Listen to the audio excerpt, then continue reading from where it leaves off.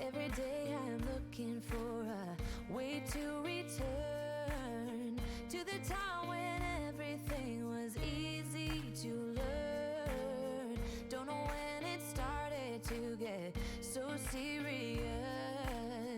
Building up an illusion of a world full of trust. Moving on when everything's gone. It's hard to be strong. Confusion in my mind. No way to turn back time. My soul in need of remedy. Don't even know the enemy. When I feel out of touch, can't seem to get enough. Hiding away from everyone. I don't know where I'm coming from. It feels like it never happened. Maybe just a dream. Could it be my imagination running out of steam? All I know is every time I see you, I feel insecure. I'm unable to find the words. How can I be sure? I'm holding on when everything's gone. Hello, everyone. Hello, and welcome to the Anemone stream. Morning Anemone stream. morning stream. Anemone stream. Morning. Anemone stream. In the morning, it's the morning stream. How are you guys doing? I'm doing quite well, thank you, Wendy. How are you doing? I'm alright. You're alright. I'm alright. You're sure you weren't half left? Oh, straight down the middle. Yeah, I'm doing okay. You know, a little bit tired. Always a little bit tired though.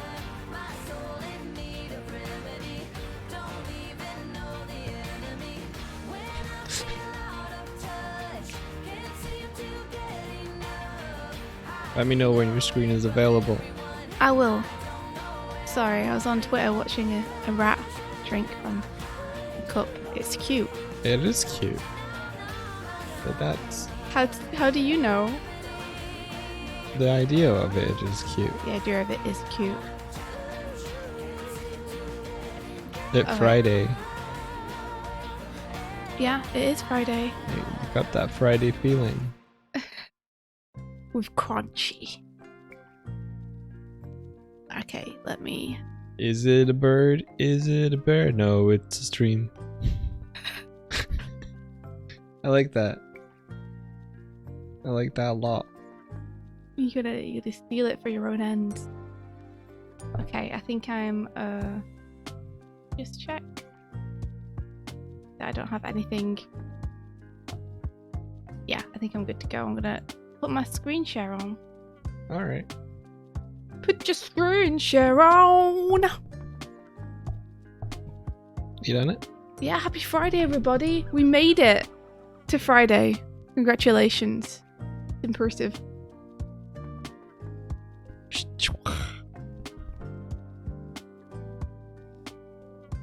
Does anyone have any plans for the weekend? Do weekends still matter to anyone out there?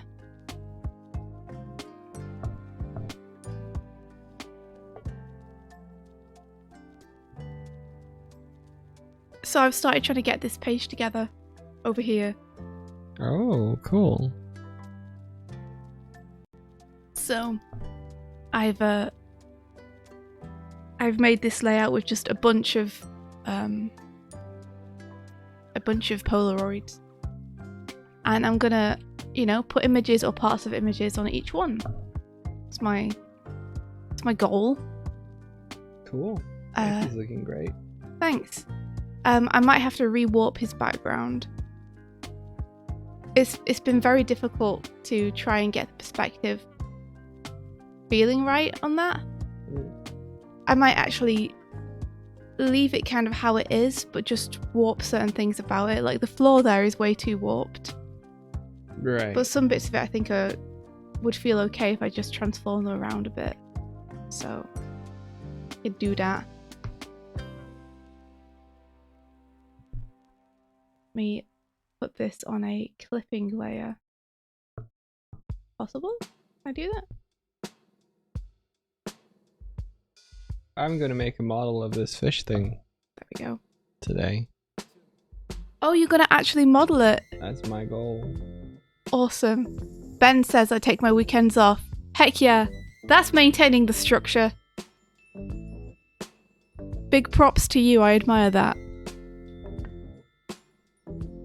Evelyn, you can finally join and listen to the audio. Hello! How are you? I hope you're doing well. Palbro says, fry, dang it. Yes, the day of fries. I wish I had some fries. Some sweet potato fries. That'd be amazing. Zox HD, thanks for the follow. Ooh. Your Majesty a Cloud is making a list of stuff you want in a roommate and putting it out over the weekend. Are you gonna do the like Mary Poppins thing where you write a list of all the things you want and then you like rip it up and put it into a fire so that all the ashes flow over wherever you are up into the sky, and then you'll get like a ring at the doorbell next week and it'll be the roommate. Is that what they do to summon Mary Poppins? Yeah, the kids write out a list. They're like, she must be nice and must be pretty.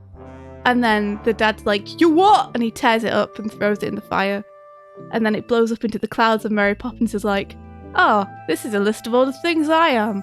And then she descends upon their house. That sounds like the start of a horror movie. It could... I think someone recut the trailer of Mary Poppins into a horror and it worked really well. Oh, that's great. Yeah, remember she blows all the other applicants away with her high winds. Like the high... yeah, wow. Who knows what happened to them, if they're alright or if they just... They're dead now. Yeah. They blow off into the sky where the altitude is not easy to breathe in and just still floating up there somewhere to this day. Scary Mary, yes, that's what it's called, isn't it? The trailer, I think that was the name of it. She's like the Wicked Witch of the West. She's so much more terrifying. Mary Poppins is more powerful than the Witch of the West. Oh, okay.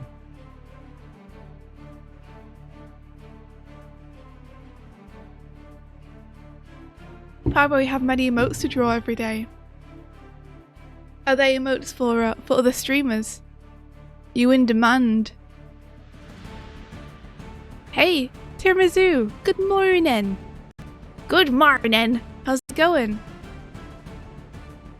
I am trying to get this zine piece finished ASAP because I have some more pieces for bits of collaborations and I don't want to end up being late on those,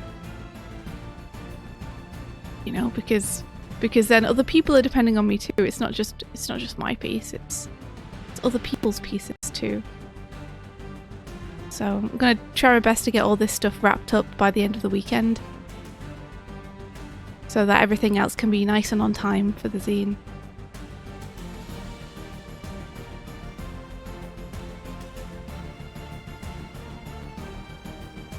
I'm just gonna do some playing around with this stuff, see if I can get it really nice.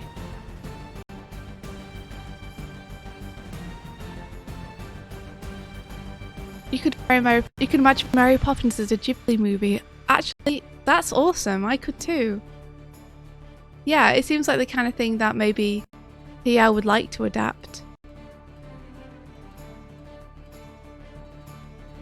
I think they would do a good job of it.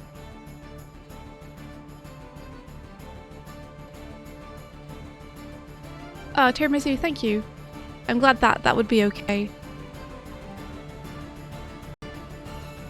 I am sorry that I've not been as on top of this as I was hoping I would be.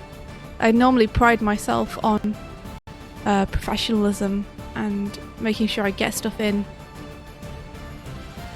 you know, on time.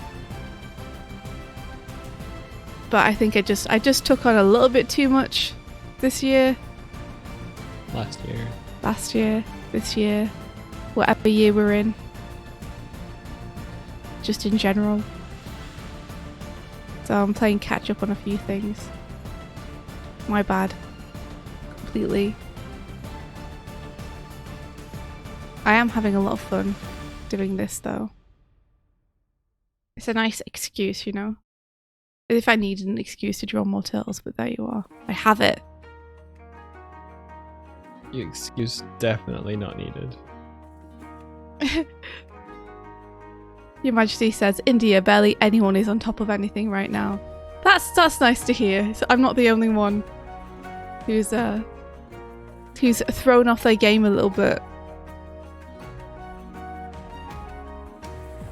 Also, I'm not the only one who just takes on way too much.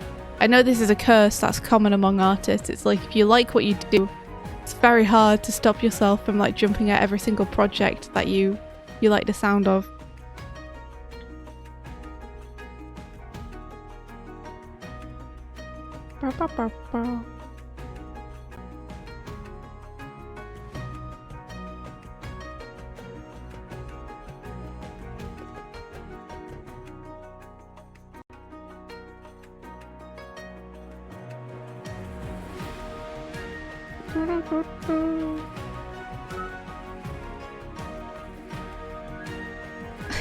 Yeah, Timothy, this is an awesomely fun thing to be a part of.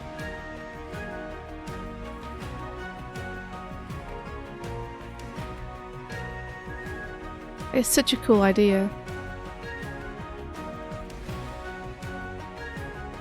I think I'm going to have to get me a printed version of it. Yeah? Yeah. That's cool. Like, not only because I'm super curious to make sure that everything prints nicely, you know? But also just because since we're doing it like a magazine, it's going to be like really cool to actually have it physically as a magazine.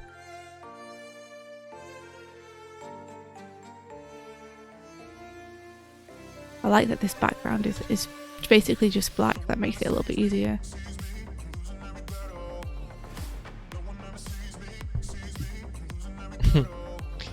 Ben says, but who else is going to redo the whole of Akira as Sonic the Hedgehog if not for you, Steph? Don't you! You're playing with fire, give me more ideas. I've already kind of half decided to try and do a Sonic thing for February. Because I've been talking to Mike about how I want to board a Sonic thing. And then February came along and I was like, maybe this is a good opportunity to try and get a first draft together. If I do like just a couple of panels a day and try not to overdo it. This is my moment. Then I'll have something more at the end of the month than if I hadn't done anything, you know. This is your moment, Mike. As in that's your moment to do it. Ah, yeah. Maybe it's a good opportunity. You can't wait to hold the zine in your grubby hands, me either. Both of us with our grubby mitts. Rubbing it against our faces. It's a sign. Yeah. This is my problem with being semi-suspicious as well, as I see a lot of things as signs. I'm like, but it's destiny! I have to do it. Well, Sonic would be Kaneda and Tails would be Tetsuo, right? Wait, what? Are you still talking about it as Akira? Yeah. I thought you were just talking about the fact that February happened as I was talking about wanting to do a Sonic board. No. It wasn't that. No, what I'm saying is I'm just talking about it. I wasn't referencing that Borduary was your moment to do that. I just meant that was your moment to do the Sonic thing that you wanted to do. Yeah, Tails would 100% be Tetsuo, because he's always chasing, you know, behind Sonic's success. Getting bitter about it. I don't like bitter Tails, it makes me sad. I want to believe they just have a cool supportive friendship. Sonic is a bit of a dick, though.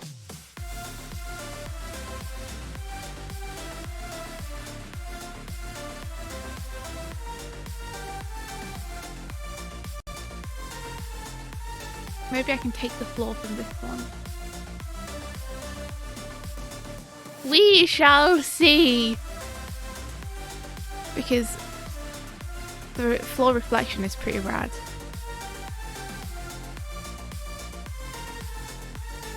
And I could line it up with this, so it looks like it's from the same environment.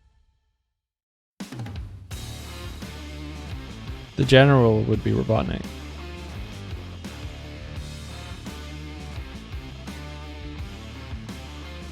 That's true. Would the kids be chows? I guess they would be like the little animals that are inside the robot.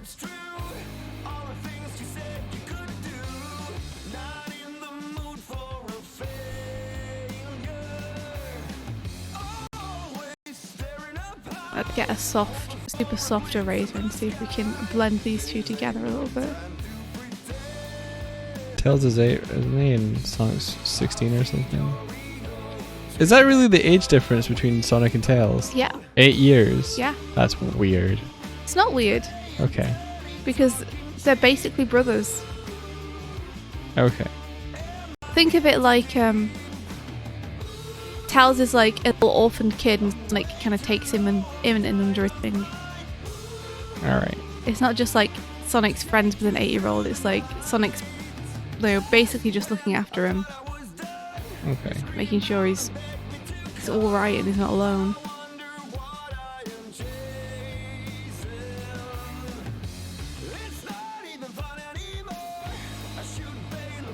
I bet you they aged Tails up in the Sonic movie. I wouldn't be surprised. Yeah, I quite like this, having just a non-distinct background. And now we get to add a reflection, Mikey. That's fun. I like that.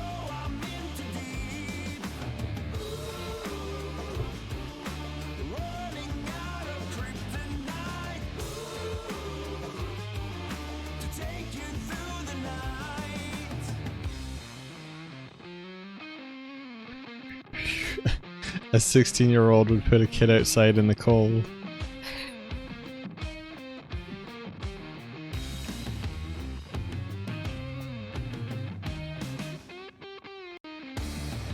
Oh man, there's actually not a way for me to do this reflection just by flipping it, is there? Nope. Well, I'll never say no to more work, so let's just paint it manually instead.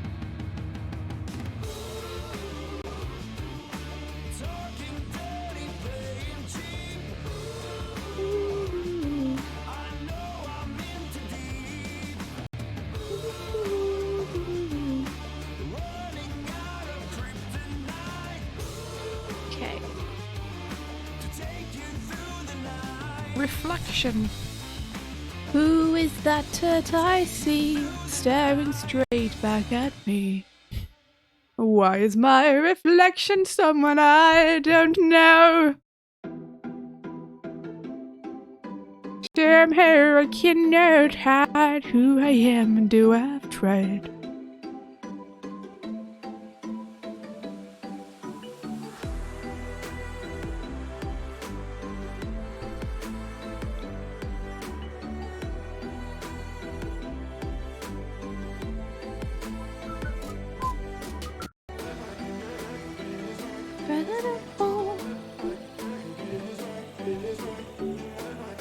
Hey, morning Tip. How's you doing?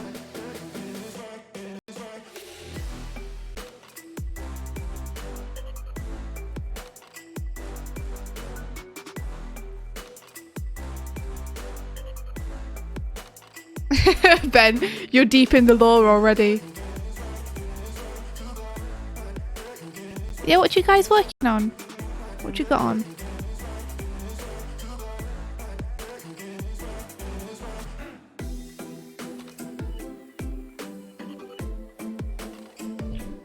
Doing the fish. I like The fish. What? you doing the fish. Doing the fish.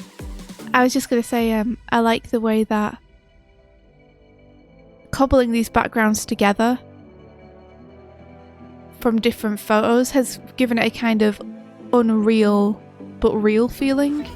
Yeah. Like you can tell they're real locations, but there's something that looks kind of off about them because I've Warped them. warped them, put them together that way, and I'm kind of digging that because that feels quite Gorillaz-ish to me. Nice. Yeah, nice.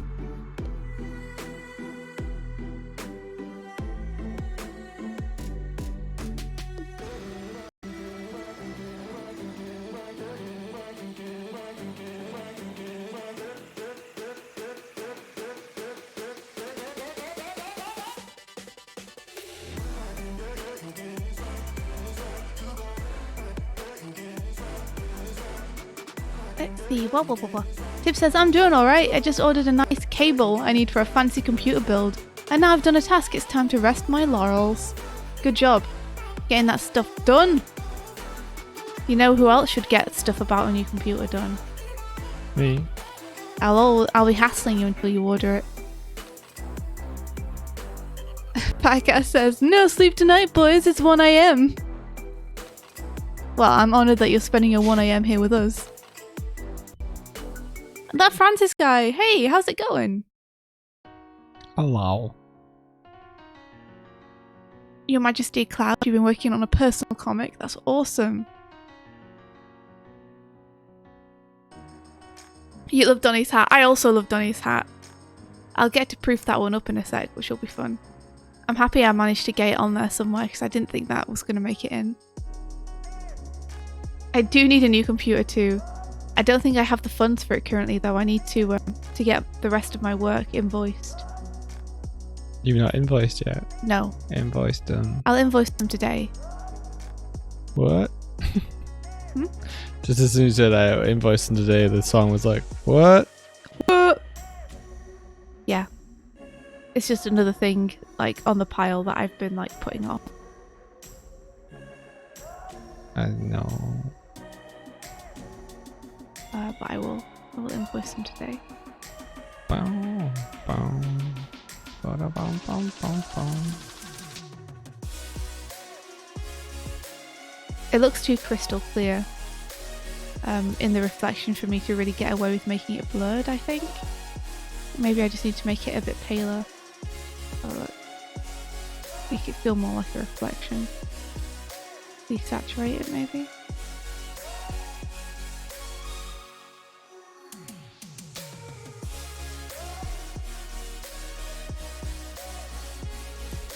Disco Elysium. Fundraiser. No, it's okay. I'm gonna, when I get paid, I'll have enough, or I should have enough when I get paid. So I'm just hanging on until I get off my sorry butt and invoice them.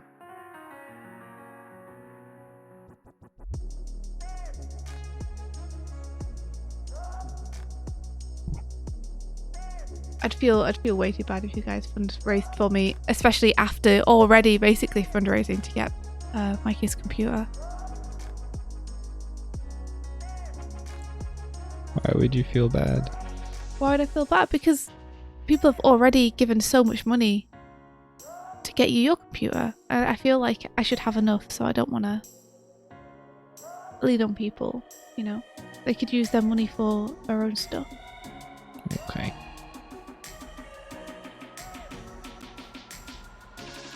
Get that money! Yeah. I wonder what it is about me that is like, if someone's like, hey, I want to help raise money for you, I'm just like, oh, that's awesome. Rather than, oh, please don't. I don't know. Just different people, I guess.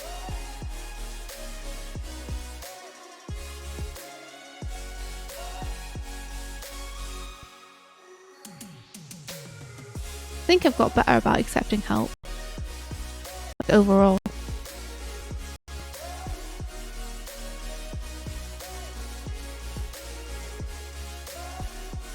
I think so, yeah. I think it's just that's always the last resort for me.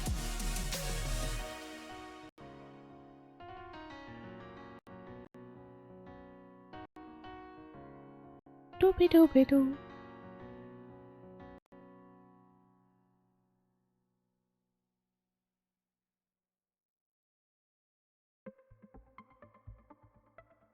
Oh, that sucks, Evelyn. Evelyn says I have a hard time relying on others because it was always bashed into me that I was useless if I did. Yeah, that's not great in terms of having a mindset. You don't want to feel bad just because you're asking for help. Everyone needs help sometimes. And, you know, your friends, I'm sure anyone who's friends with you will be happy to help you out. Shouldn't feel bad about that.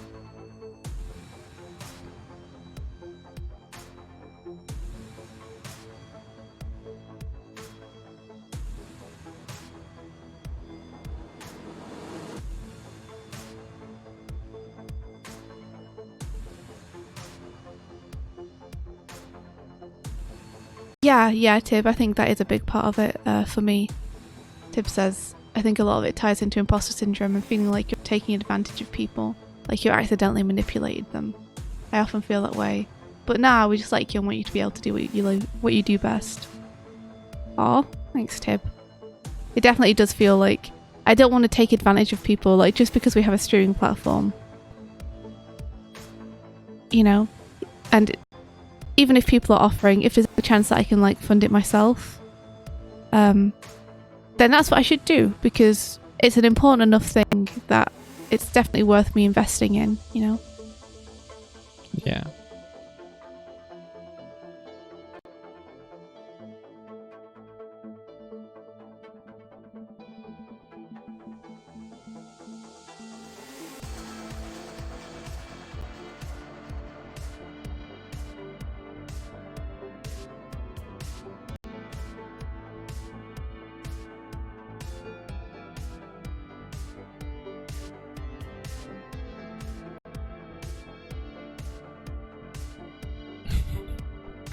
That is a very weird request. Why do you want me to say that? That's so strange. Do it.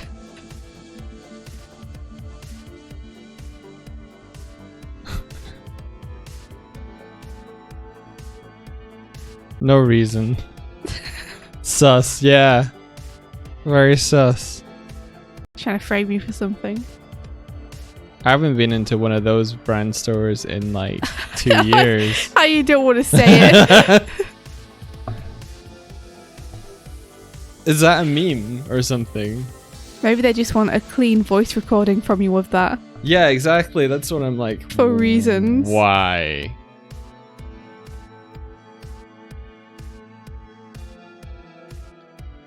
By the way, everyone, India got me a burrito. Oh yeah, I got Mike a surprise burrito yesterday. Surprise burrito. So my debt has been paid. I never have to get him another one now. Wait, what? I'm just joking. I will get you more surprise burritos in the future. It took me like 3 or 4 hours or 6 hours or something to thank her for it as well. I was like, thank you so much for the burrito. And she's like, thank you for thanking me. I was like, oh damn. Dang. Yeah. Burrito. Burrito. Good times, having good burritos with good friends.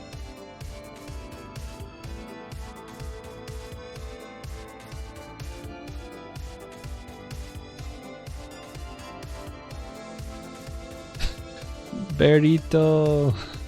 Yeah, burrito. Awesome. So true.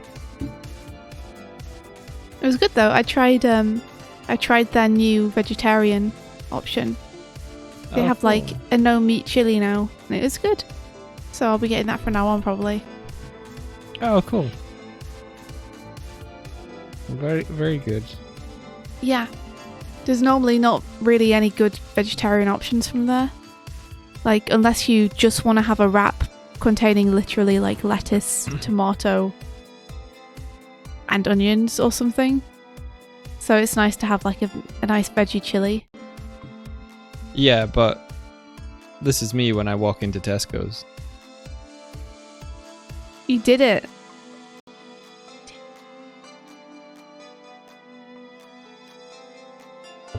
Yeah. I'm glad you're having food that you enjoy. Thank you. I'm gonna fucking quote Google. You're gonna Google it now after you've said it. It's a TikTok.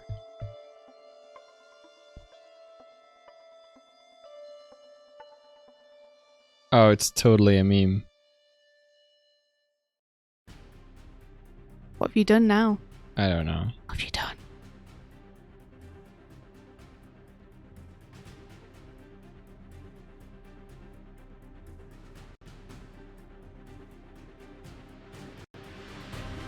Oh wow.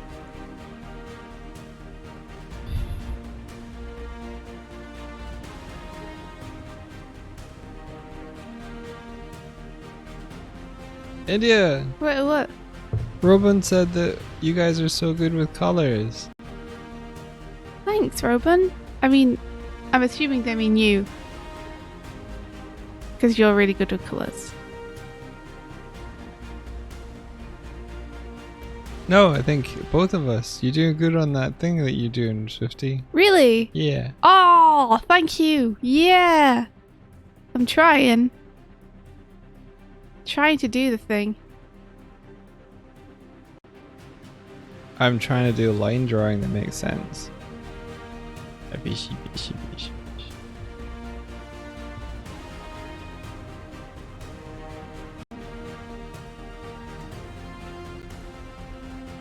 bishi. If Dog said it, the meme's probably dead now. Probably. Yeah, he's destroyed it. He's killed the meme. I've killed the meme.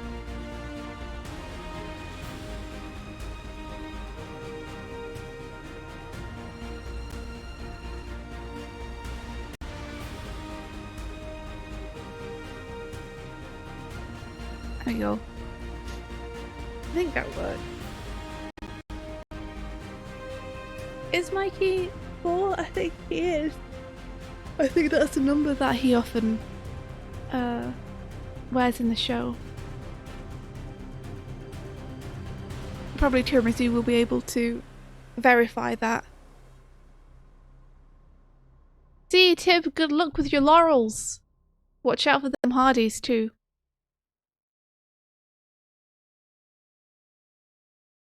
Alright. So I kind of need to think of something for this, for these Polaroids here. Because I didn't like the thing that I had originally. So I'm replacing them.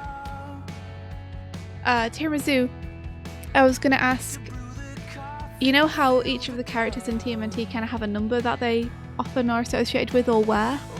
I was wondering, is Mikey's 4? I think it is, but I wanted to double check. What, 4 what? The characters in TMNT have numbers that kind of pop up on their outfits or things they're associated with. Oh. Like April has 5 on the back of her jacket. Oh. Is that not because she in one of the iterations she worked for Channel 5 News? It could be, but the others, like Raph has 0-0 in the basketball game. Leo has 0-1. It might be 3 that Mikey's associated with. No, she worked for Channel 6 News. Oh, I is was that so so? wrong? Oh.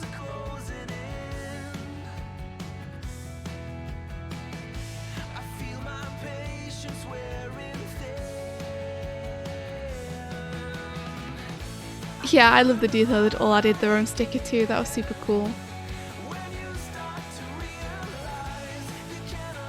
Alright, let's see. What layer am I on? So many layers. Although it was Channel 3 in the movie, so A channel. she works for a channel, yeah.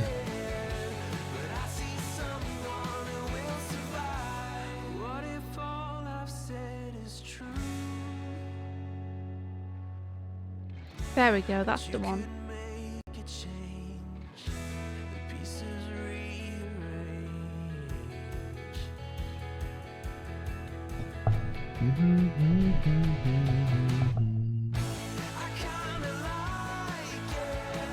Because whatever number it was for my key, I'll probably change this sign here to have the right number on it.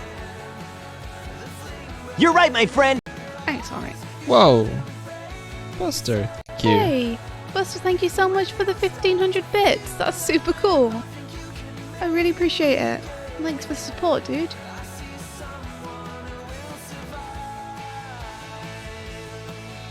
So what shall we have Raph doing in this Polaroid picture?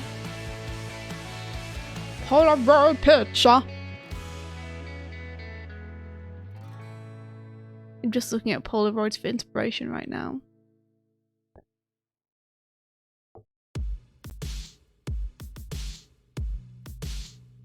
Because we kind of want to show his outfit off a little bit more, right? This is meant to be a fashion magazine after all. Yeah, the focus should be on the clothing, right? Yeah, probably. Or is it the tude? I mean, hopefully we'll have both. You just got done watching Teleport's hour-long reel. Oof. Wait, what? You know Teleport? I think, yeah. So they were challenged by Hyun to do an animation a day Yeah. last year. And so on Hyun's dojo, they put up all the animations in sequence. Oh my gosh. And it's like over an hour long. Oh my gosh. Ah! That's so long. Holy guacamole. You have a really cute Polaroid of your friend where you're just standing there eating a lollipop and they're just walking in the background looking at the camera like they've been caught. It's amazing. Sounds pretty cool.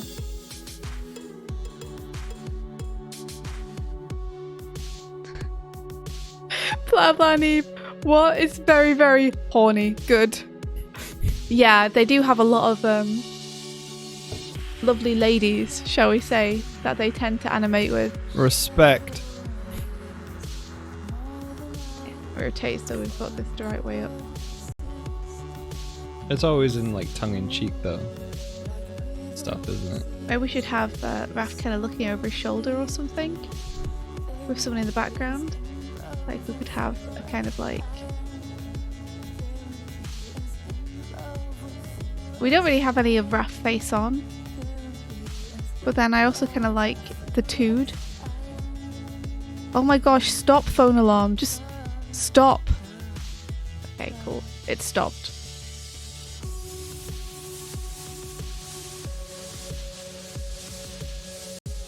We could... Excuse my very rough sketch, guys, while I kind of work this out.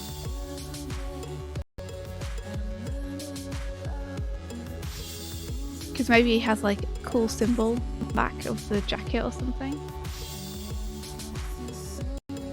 When you say kids, do you mean people younger than 13? I'm guessing I'm just so. curious. People just under the age of consent, I think, as well. Gotcha. 13 to 18 are kids. And of course, also below 13. But I don't think they're meant to be on Twitter if they're below 13 or something. But I'm sure there are people who... Yeah. Yeah, like 13 is probably the age for Twitter use.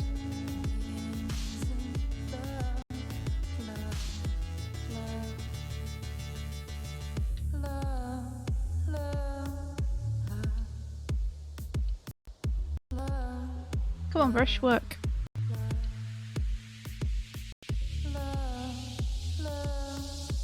Even 25-year-olds are babies to you.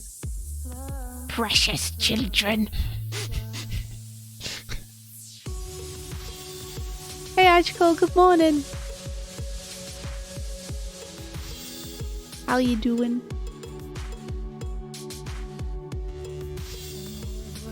I wonder why my pen's not working anymore. Is it my computer balking, or am I like for some reason selected on something? Like, Yeah, maybe hit Control D. there we are. I guess I must have been selected on something weird. How did that happen?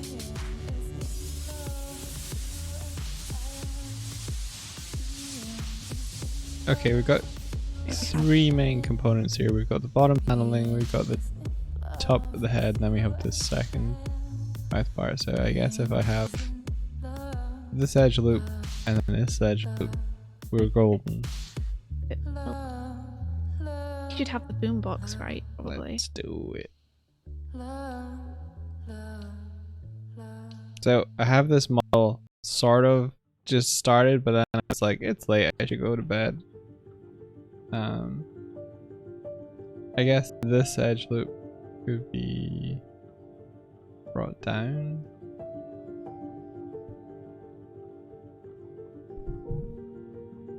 Oh, I still have a soft select on. And then maybe we can have in the background one of his bros.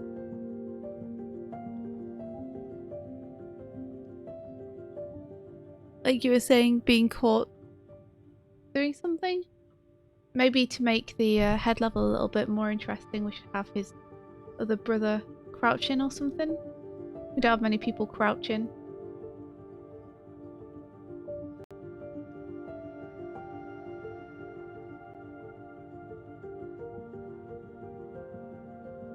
Where's my gizmo?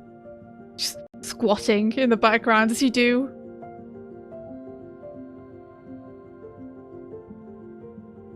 Hey Tom Davis, good morning. Why am I not getting a gizmo? Oh, I'm getting a gizmo there, but I'm not getting a gizmo when I select the vertex? Oh, actually, I'm glad it's going good. That's awesome. Weird. Also, yeah, here for not talking down to people just because they're young. Do you I hear know. Buffy, or is that just me? It's probably you can probably hear her. I haven't, but it probably isn't just you. It kind of sounds like the wind a little bit as well. What do you guys think to something like this then? Where we're like looking at the back of Raph and we get to see like the back of his jacket a bit. And then we have like Leo squatting in the background or something.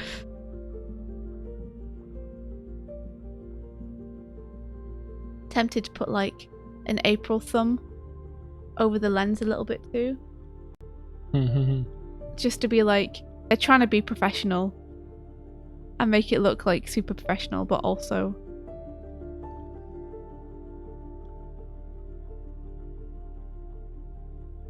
really? I drew Leo almost in the exact pose of your friend. Oh my gosh, and I'm gonna use it then, aren't I? It would be funny if Leo was throwing something at Raph. The little shit.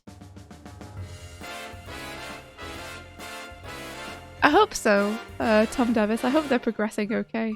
I think most of it is because I just need to get this finished, so I don't really have a lot of time to second guess stuff.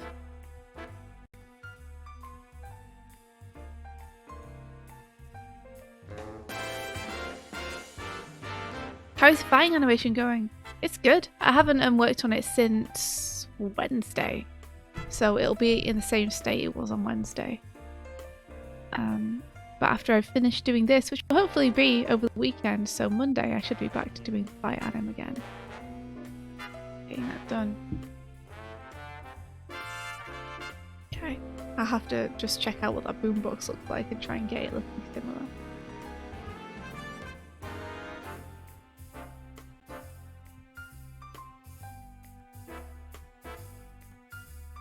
I was never around when people would carry boomboxes next to their heads. I may be old, but that was before even my time. You're not old. So old, Mike. No. I crumbled to dust a little bit yesterday. Just a little bit. A little bit of me crumbled to dust. Oh no. Yeah, the end is coming. How'd you get so old? I just stuck around, you know, it happens.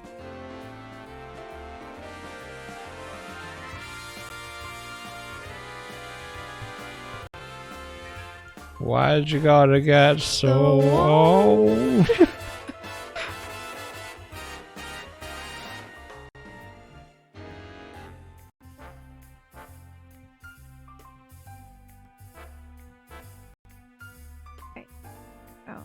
trying to get the eye shape a little bit more on point to TMNT.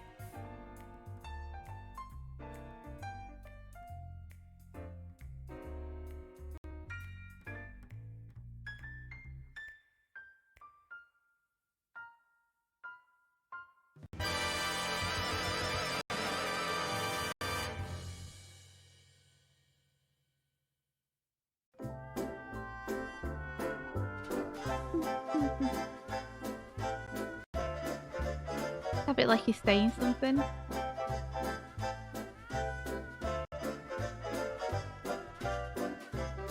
I always draw their mouths too high up. I've never understood the whole uncomfortability about explaining where children come from to children. Nah, me either. But I guess mainly it's a sex thing, I think, that people are. I guess it's a sex thing. Also, humans are weird.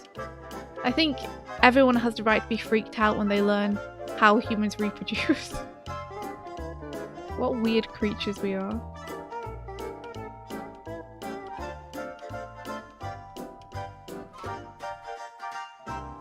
Do you remember being given the talk? Nah. I remember learning about pregnancy for the first time. I remember being given the talk. You do? I wasn't even given the talk on my own. How old were you when you got the talk? You know, the birds and the bears. I must have been You did acknowledge my amazing joke! older than 10. I must have been like 10 or 11. That's probably just the cusp of when you need to know, isn't it? No way! It's like the next couple of years are gonna start getting Yo, have you guys heard about Haven Cooper Gonstein? I'd love to see you check it out if that's your thing. Oh, we will check it out. Thanks, I hadn't heard of it. You have heard of it, the Haven one. Have I? Devin told you about it. Oh, it's the one she linked us to. Yeah. We actually have a code for that then, thanks to Devin. Oh, cool. Yeah, so we can totally actually, like, check it out. Is it a local co-op or is it an online co-op? We'd have to look into it again. I think it's been so long since I checked it out and actually looked at what it was that I can't remember the details super well. Thanks, Palbro. Sorry, Mike. Carry on. You were telling us about the birds and yeah. I'm just saying that I remember like where it went and sort of how the conversation went. Was it good? Was it awkward? Well, when I was a kid, I had my mum would childmind and stuff, but from when I was a young age, my mum's friend's daughter would stay with us sometimes. Mm-hmm. So I was given the talk by my mum a little bit while she was looking. I guess not looking at. Well, yeah, I guess she was looking after her friend's daughter. Mm-hmm. So I think we were sort of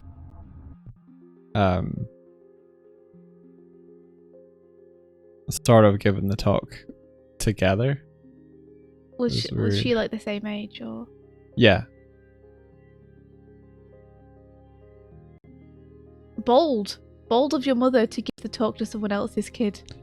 I'm just realizing that as I'm saying that. Yeah. Yeah, I would have been like, I'd want to check with the parent just to make sure that they're okay with that. I think it's probably more a case that she will have been given the talk before, and she was just present to me being given the talk. Yeah. That's why I think happened. Yeah, makes sense. It's split screen, so local. Awesome, that's perfect. Since Mike and I are also local to one another.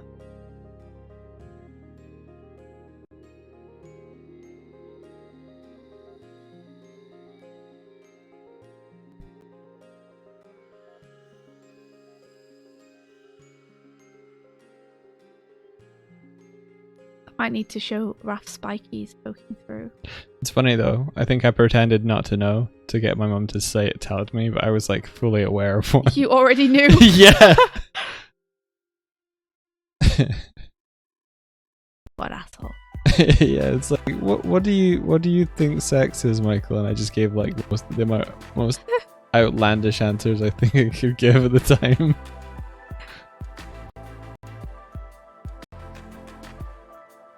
I wonder what would have happened if you just like said the textbook answer straight up. I don't know. I might add these into the other page. Have like Raf's spikies going through. Do do do.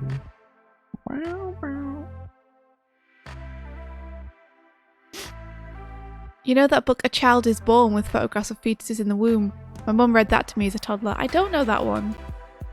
I don't know at all. I'm kind of on board with that though. Like, I think just telling kids from basically when they can start learning about it means that it's not a big deal eventually. Yeah. Because it doesn't have to be a big talk. It can just be something that they know. But I can see other parents maybe have a problem with that if they do want to wait to tell their kid. And your kid knows and is like spreading it around the playground and stuff. Yeah. You know?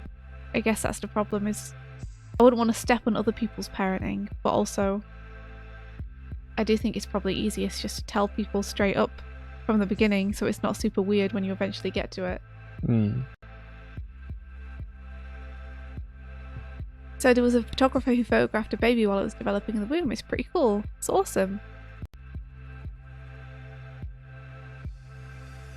You never understood how these turtles wore clothing with all their spikes and shells. Yeah, it's like different how they handle it in every version. Like Rise kind of does a combination where sometimes it's like they don't have shells at all, and sometimes their shells poke through. Most of the time, you see the shape of their shells under the clothes. But then there are other iterations where they just flat out like lose the shells when they put on clothes.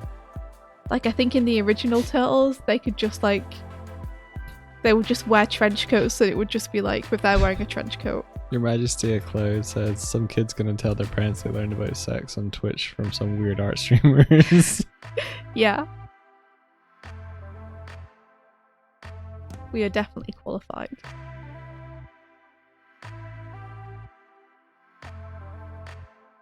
Yes, Fat Cat. Yes.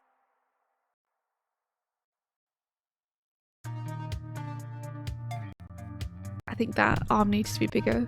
Or at least it needs to come towards the camera more. So I'm gonna just warp it a bit. I destroyed it.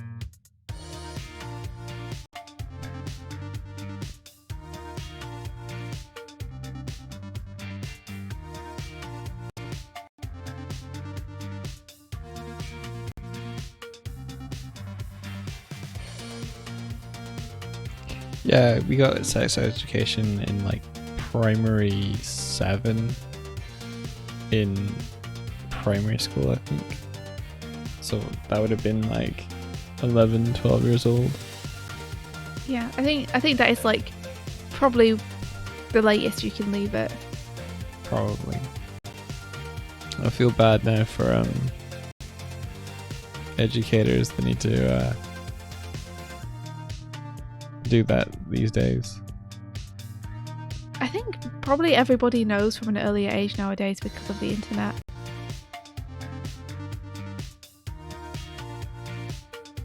Like it's super hard to control.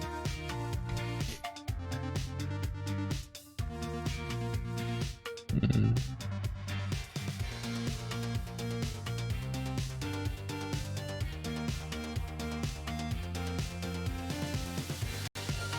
Just put on Look Who's Talking. Yeah, that was probably like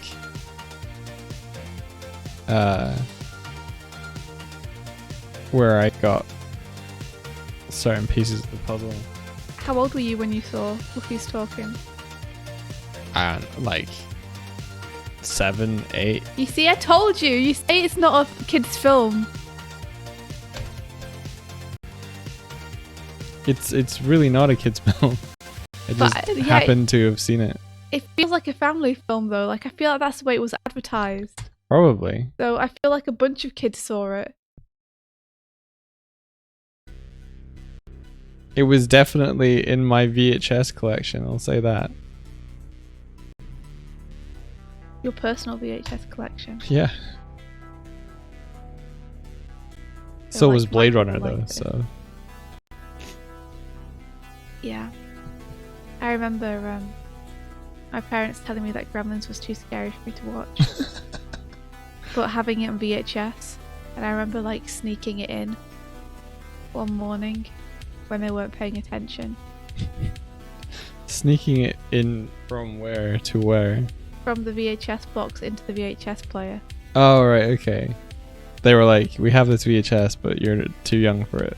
Yeah, they were like, we recorded it, but you can't watch it yet. Oh my gosh, of course you're gonna watch it. Yeah, and I was like, but Gremlins.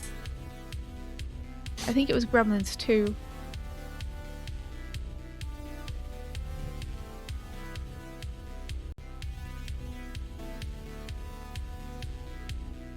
We watched Dracula 1992. If it's the Bram Stoker's one, we did a group viewing of that recently. So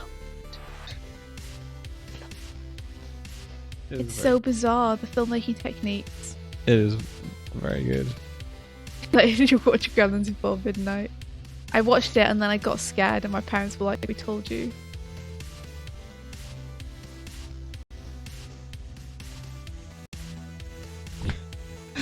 In a group of Facebook called Me and My Fucking Children for the fun, and a lot of parents of 6-year-olds find already sexy ladies on the Google YouTube history. No, my controller.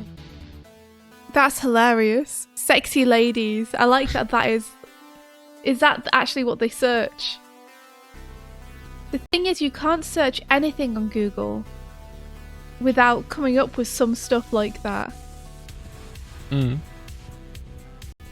I feel like I haven't tried it with safe search on, because why would I put a safe search on? But I feel like even with safe search on, some of those would still get through.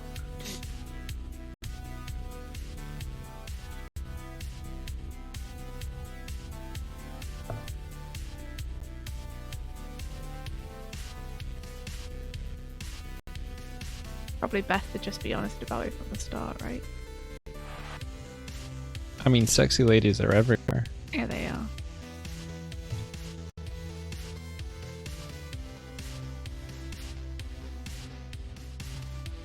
I mean, they are like literally on billboards. Yeah. You know, on movie posters, on Just people's walking shirts, around. like, yeah, in real life.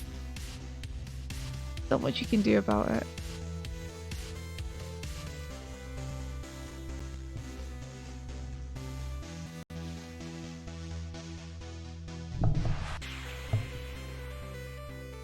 Okay. Do I want to do something about his shell? Is a question that I have.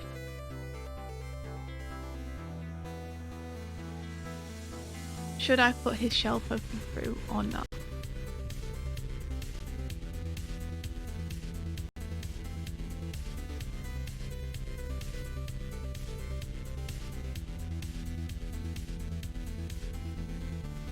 And also, how would this kimono look from the back? That's another question. Yet another question. Just gonna... Which turtle are you drawing? Which turtle? I'm Yeah. drawing Raph. Gotcha. Raphael. Because someone was asking, does he have back spikes? He does have back spikes. That's what I'm meaning about the shell. Is should I destroy the form of the kimono in order to get those back spikes in there?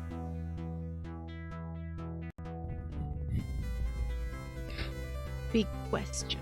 I got my girlfriend into your stream now, so can you welcome her with a hi Jane, pretty please? Oh yeah, sure thing.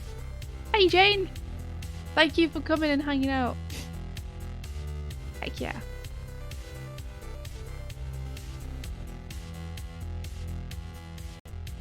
Yeah, so this should be the red sleeve.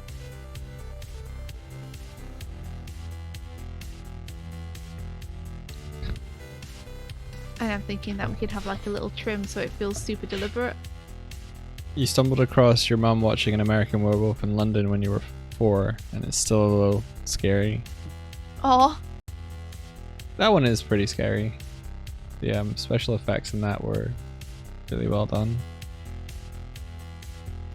You've seen that one? Yeah. I don't know if I have. I don't Gotcha. think so.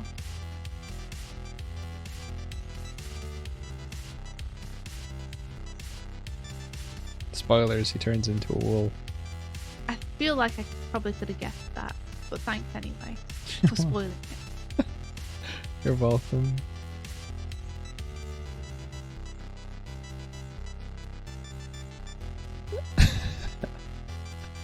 How could you spoil that? I'm sorry. Okay, so how does the back of this work? I need to actually work it out.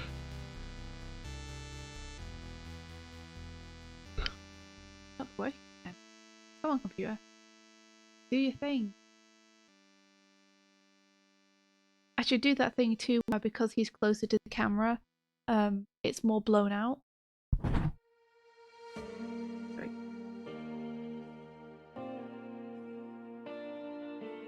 Again, eventually.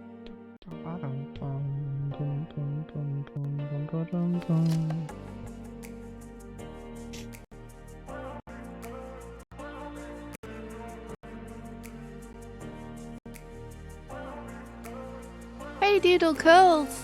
Hey Ola!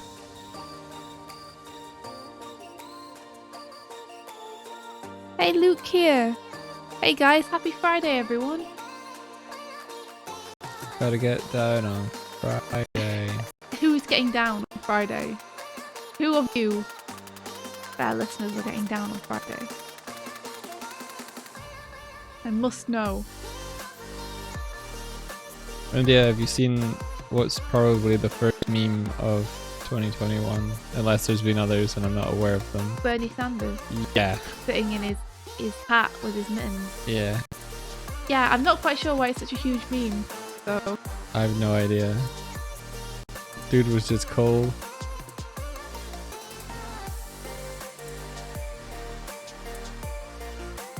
Because he's cute.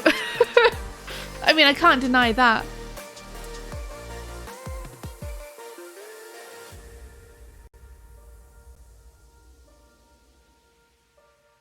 Still wonder though. Maybe I should just do it like a sleeve. Like it just is at the seam it changes. I might have to do a little doodle of this just to figure it out.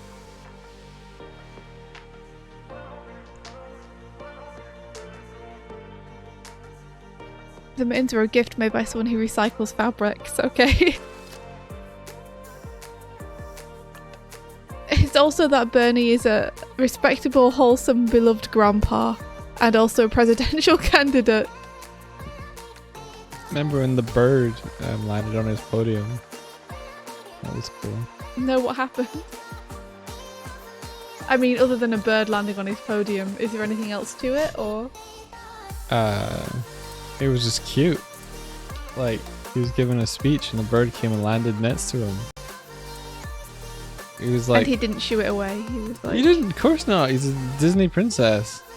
I don't know much about Bernie Sanders. Like, It was like kind of like... Tiramisu said, I it wouldn't... was, whoa, this is cool. He wasn't like, shoo bird, I hate you. Okay, cool. But it was, you know, it was kind of like a direct comparison between him and who he was running against. I'm just used to politicians, like, even if they have some policies you agree with, you know, there's often some not great stuff going on with them. So. Oh. Yeah, Bernie's kind of on the... Is he one of the good uns? Yeah. Depending on what your political stance is. I mean, he believes in people able to love who they want and be who they want. Bernie's mostly about, like, good healthcare for all. I'm into that. And, like, student loans being reduced and stuff. But people are like, holy shit, socialism, communism. It's like, no, just decency. I feel like those words have started to lose all meanings and have just become buzzwords now that people throw around.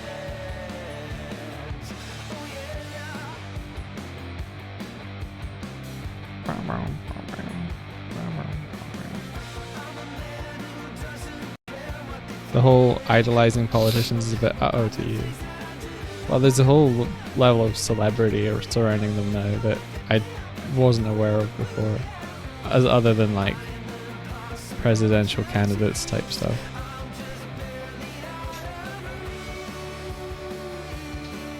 He just wants the marginalised to be empowered to live healthy, happy lives. I'm not hearing anything bad about him.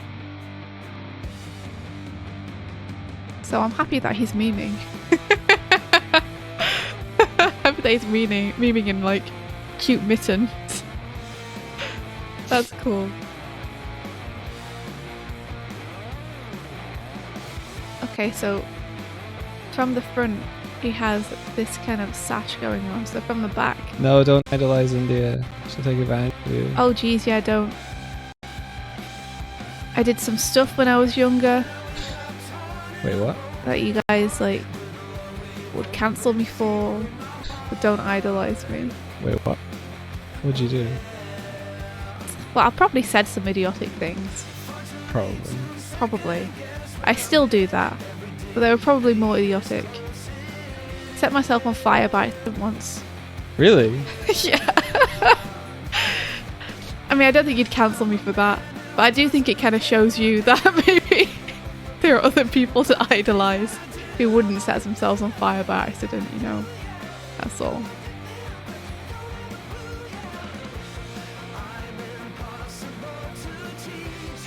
Let's see, so that would wrap around. Would it wrap around like this instead? I don't think there's anything in my past that would get me cancelled. I'm fucking boring. Aw, Mike.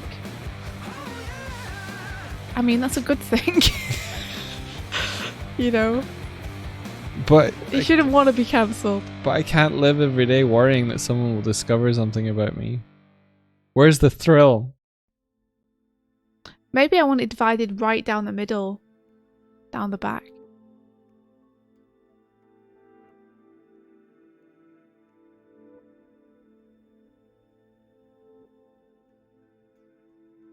From the front. Doik argues with people on the internet. He does. He does argue with people about TMNT. I try to stop him, but I can't. That's the only thing. Can't stop him.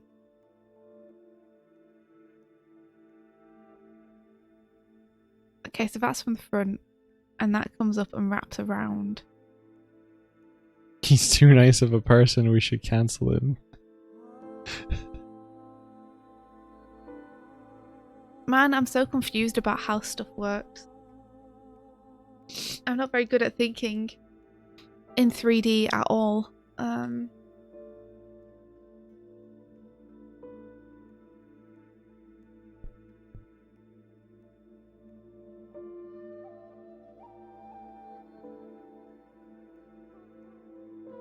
Yeah, I think I'm just going to play it like this and just have the sleeve end. It's not very elegant. Is the problem.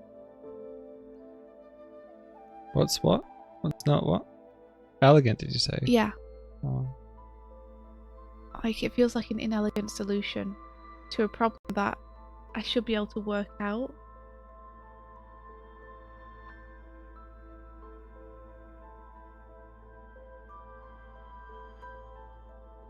Yeah, Luke here. I have issues with that. So, yeah. Doing the best I can, I guess. Like, the only way for me to work this out, I think, would be for me to try and model it. So I could wrap my head around what the material's doing. This is a solution that makes sense, but it's not necessarily the most fashionable solution. I think it would do you good to have some time making models in Blender. Yeah, I do too. I'd like to do that. I just unfortunately don't have time to fiddle around with that now. Because this just needs to get done.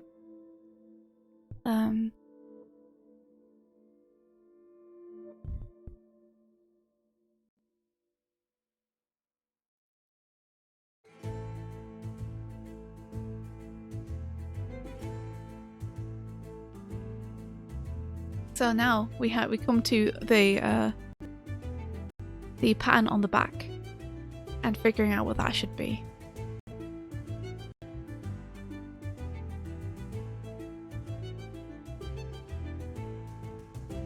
Could be some kind of ghost bear thing, could be something particular to Raph, could just be something that feels good with the outfit, like a cherry blossom or something. You assume some sort of pizza. Maybe the Hamato logo, you know? Which looks like a pizza, so... It does, doesn't it? Yeah. Hamato trap.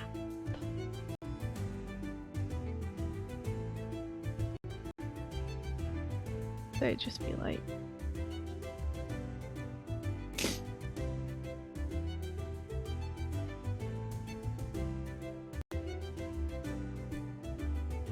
Hamato Pizza Clan. Heck yeah. Let me make sure I get that logo right. Hamato symbol rise.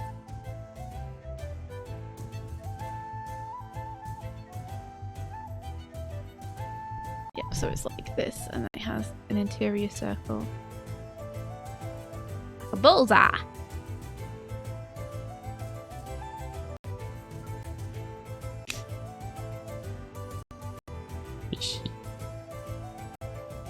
Oh yeah, how's it going, Mike?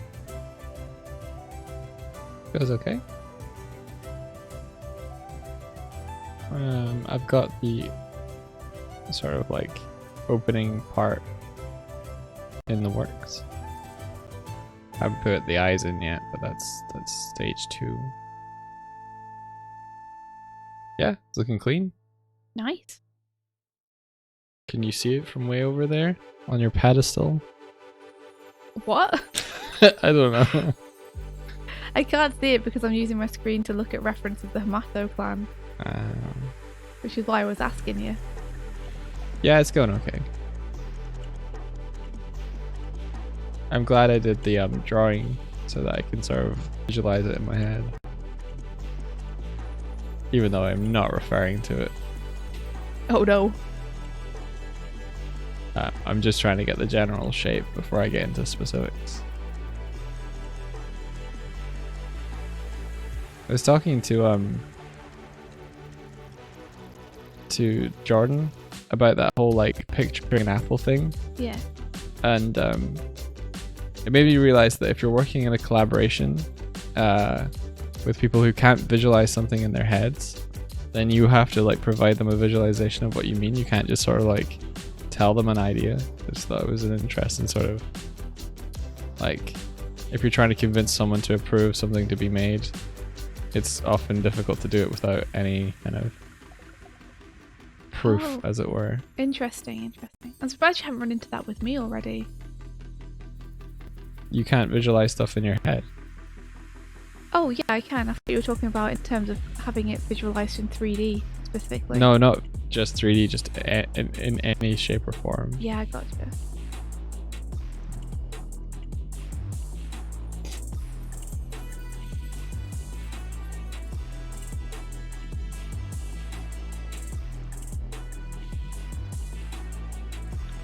Your favorite pizza place in town doesn't deliver to your area anymore. That's very sad.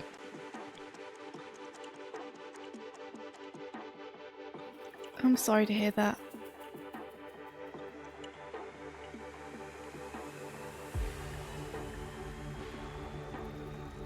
Jordan Peele? What? Who is Jordan Peele? And who other than Ola said Jordan Peele? I'm guessing you. No, I was talking about Jordan Crownshaw. Mr. Crownshaw. How dare you? What? How dare I mention his name? How dare you be like, Mr. Crownshaw? But that's his name. It is, but you're saying it like it's posh. Mr. Crownshaw. Know what you mean? I was like, I thought Jordan Peele was like some famous game designer or something. Might be. Might be. But that's what I thought.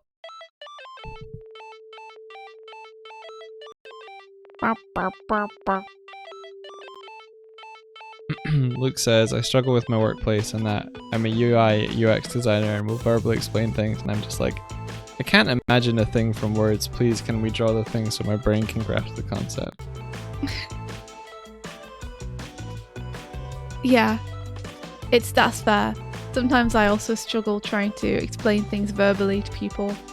I will just be like, let me just draw you the thing. Yeah. This will make everything clear. I mean, drawing something reduces the ambiguity and like the different interpretations of it, but to not have your own interpretation just from a description, I'm just like, how though? I suppose it depends how good the description is. Like, I was trying to explain to you yesterday something about the Piggy Joust logo, and I wasn't conveying it well enough for you to get what I was saying. Yeah. I think I did understand it eventually. It's because I drew it. Yeah.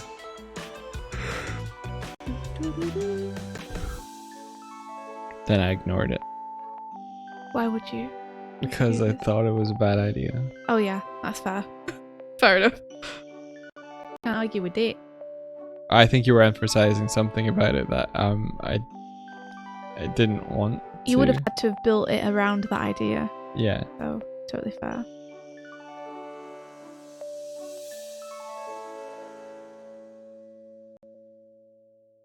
That's why good ideas can be inappropriate and bad ideas can be inappropriate. Mm-hmm. And an inappropriate idea doesn't necessarily mean it's bad.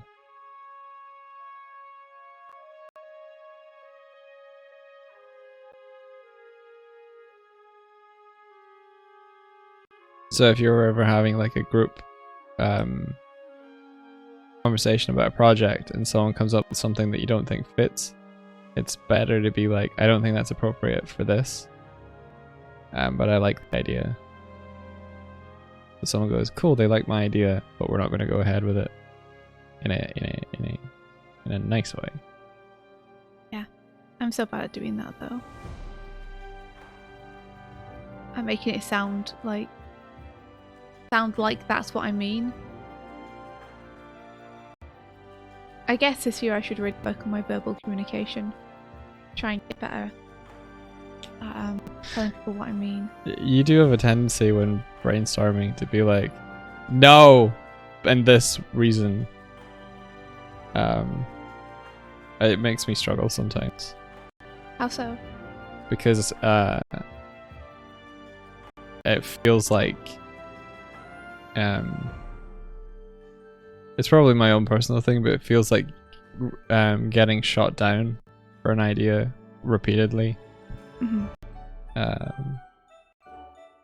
But really it's like you've already had a lot of thought about something, so that any like inappropriate idea is like, oh no, I've considered that, but this reason.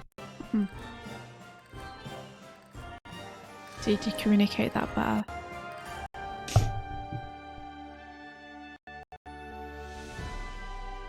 It's maybe also my own hang-ups, but I think when people are brainstorming with you, you want to show that you appreciate that they've contributed something, Mm-hmm. rather than immediately being like, no, but this. And you're like, oh, yeah, okay. So do you think it's better to be like, I really appreciate where you're coming from, but Yeah, and then no? yeah, I think so. That could get tiresome as well, though. It's all about balance.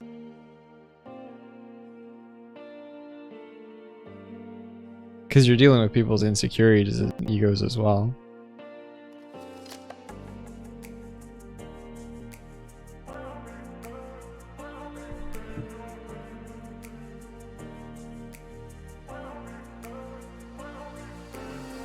Try a few different layer styles with this and just see if we can get one which feels a bit better.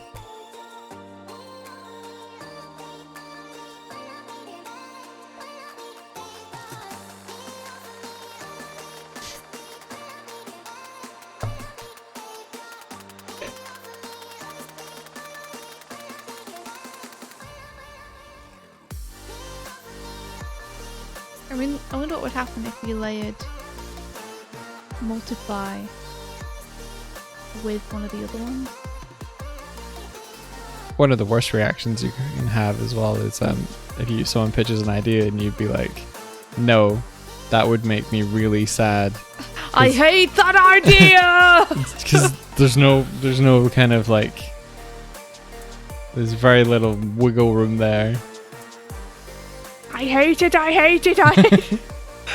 It's like, if you cause an emotional reaction like that, you're not going to want to be like, yeah, but this though, you're just going to be like, oh. Okay, I need a background now.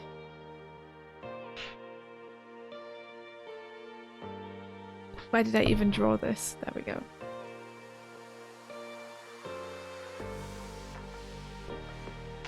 Okay.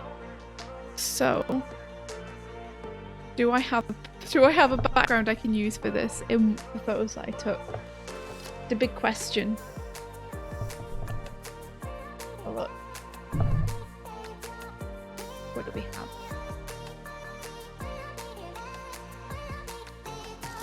I find with game design, the feedback players give you isn't always the right advice. Like there's a secret hidden lesson that you need to discover.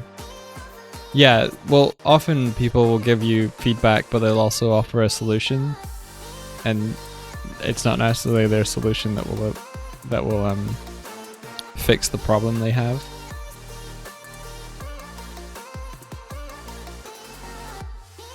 Like, for instance, this feels slow.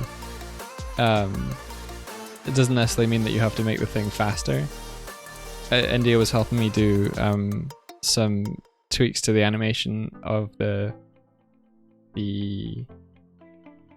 joust attack, and it wasn't so much speeding up how fast the lance was. It was like remove the anticipation so there's less of a delay between button press. So it's not faster, it's just shorter. Which, when you're dealing with time, it is faster, but the attack is about the same rate.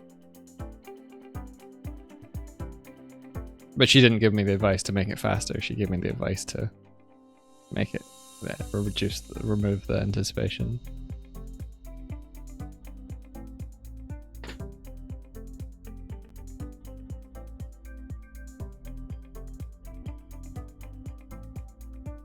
There's a game where people thought a certain gun was overpowered despite having the exact same stats. And turns out it was that the sound was just more satisfying. It's too powerful! That's interesting. Did they make it sound less satisfying and so it felt not unbalanced? Because I would have just brought all the other guns up to sound as satisfying.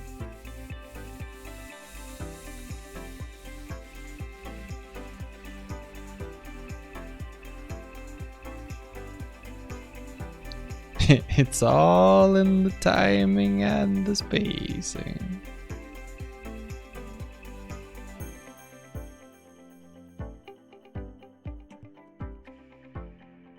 Yesterday, your flatmate criticized your dreams because they think the plot sucks, like the dreams you dream at night, and he did that for 50 minutes until we came to the conclusion that he just isn't interested in them and doesn't want to hear about them. That was weirdly hurtful. Yeah. Oh. That sucks. Wow. Your dreams are boring and it's hard to follow. I'm sorry about that. That's not a very nice thing to say to someone. Like, what, you can't just like pretend to be interested for the 10 minutes it takes someone to explain their dream? I mean, I guess it depends. Did you explaining your dreams to them take like 3 hours a pop? Because if so, I can understand them backing out. The most important part of a discussion about dreams is you going, would you like to hear about my dream I had last night? Yes, no. If yes, proceed to tell them about your dream. Don't do a conversation where I had this dream last night where I was a dog and then I went to the park, because someone's going to be like, I didn't subscribe to this movie. That's exactly what you do to me though. Yeah, but you can't escape. See how it is. I'm gonna try and frame Leo at this. I was really bad at explaining the dream I had when I just woke up and I was like, I had this cool dream. I told you like very scattered points about it. Uh-huh. Yeah. Yeah. It was I'm re- gonna it was really cool try and though. Oh, sorry, go. I'm gonna please. try and frame Leo against this 4 panel here, because there's like a nice little spotlight happening here in the background that I think we can take advantage of. And then all of this is leading into Raph's face. So I think we kind of looked out a little bit with the photo I took here. This is the parking lot underneath our building, by the way.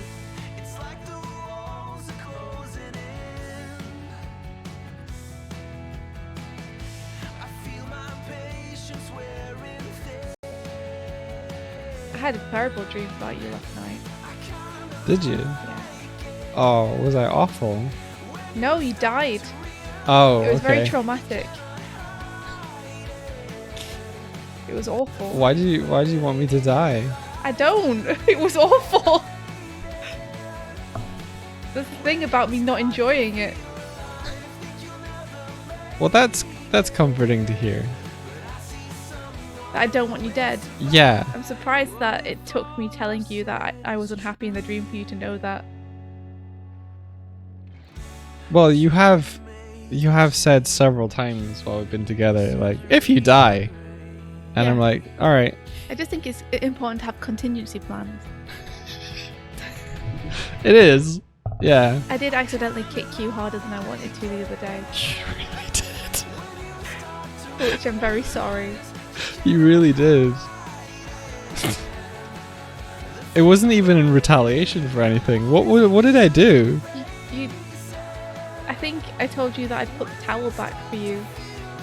And I thanked To be you. nice, and you said thank you, and then I kicked you because I thought it'd be funny to follow up you being really nice to me with me just out of nowhere kicking you. But as with every time I punch or kick you, it was meant to be a pulled punch or a pulled kick, so it's like mainly just to make you laugh, but You doesn't stri- actually hurt you. You straight up But it just slammed your foot connected into with my your shin. And I was like, oh no! I didn't mean to actually kick you, I'm so sorry. And then I limped for a whole week. You were laughing, which was good. So the comedy worked, but I felt awful because it was an actual kick, not just a pretend one.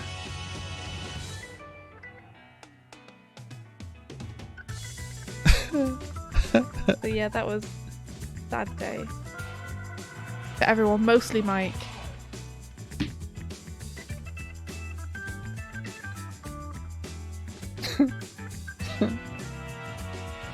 Oh man.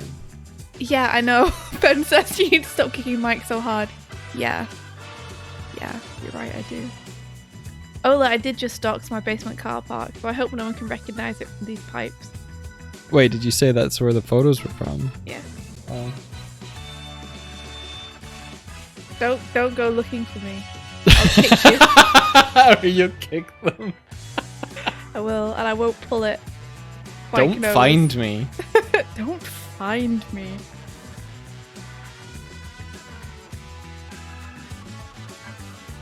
Okay, I'm just gonna leave it how it is. I'm gonna stop fiddling.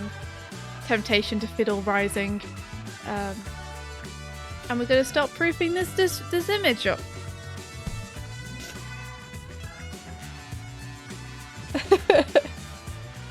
I'm sorry for kicking you, Mike. I said it at the time, but I'll say it again now. Yeah, it's okay. Well, it's not okay, but I forgive you. Thanks. How am I gonna make Raph look blown out? I guess I will. What's she giggling at? I don't know. Overexpose him. Yeah. I'm gonna put just a white splodge, Hey. and then I'm gonna put different blending modes on it and see if I can make it look like it's overexposed.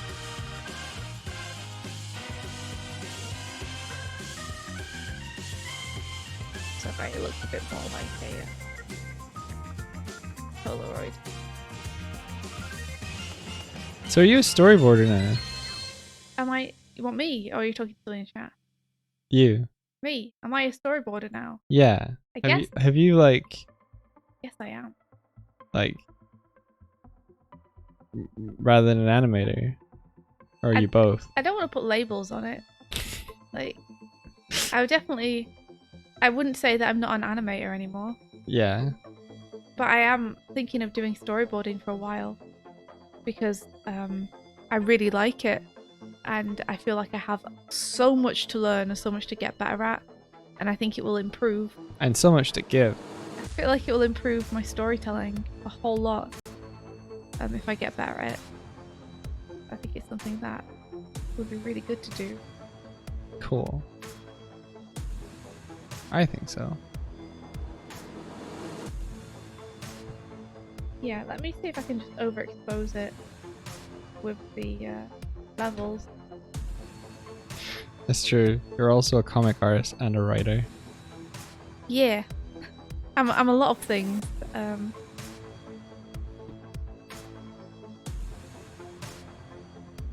So this is just one more. Uno más. Bryony, do you think India has good people skills as a director? Oh gosh, why are you doing this? Why are you doing this to me, Mike? Because Bryony just said good storyboarders usually make good directors too, as long as they have good people skills. And Bryony says she does. Very good. A Aw. star. Oh, thank you, Brony. I think India worries sometimes. All the time. Every day. About everything. Constantly.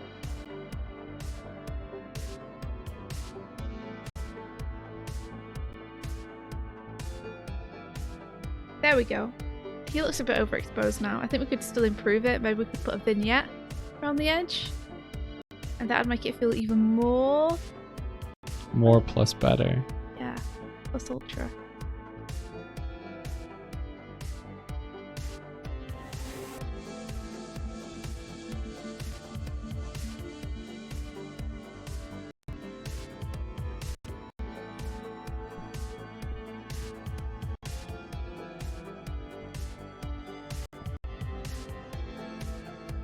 So now only Raph is exposed in the foreground. We should put everything in the background into a blur because that's the way camera works. Things I am learning. I'd be proud of you, Mike. Yeah, sorry, I was yawning. It is directing skills. Make it better. Kick. Yeah, directing is super hard. So. I think you definitely can have good and bad people skills. I think it depends on your level of patience. It can be on an individual basis as well. You can be the nicest to one person and then be completely done with the shit of another.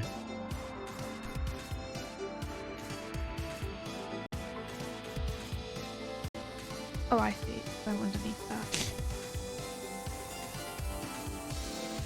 It's just a lot to keep track of. Like, I still think that a director to me is like you enabling your team to do the best work they can. So it's like removing obstacles for your team as much as you can. Yeah. And making sure they have everything they need to do the work. It's like you're driving a car in the snow at night and you have to make sure that the headlights work and that you figured out where you're going. Otherwise your teammates will stumble blindly into the snow and die. Nice. True though.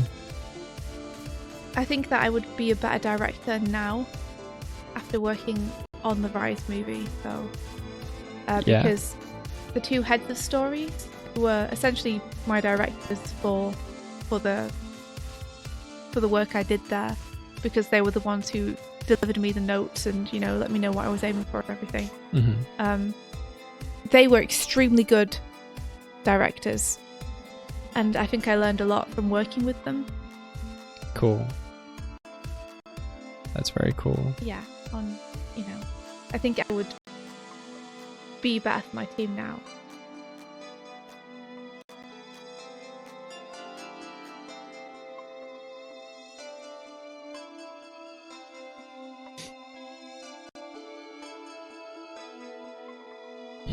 Why is India in a warm car and her teammates are stumbling outside in the snow? Yeah, exactly. It's not 100% the metaphor I was going for, to be honest. That was my metaphor. So I apologize. That feels a little bit more like a Polaroid now. We've got a bit of blur in the background. Leo will be blurred as well. I should do the same thing with Mikey, now that I come to think of it.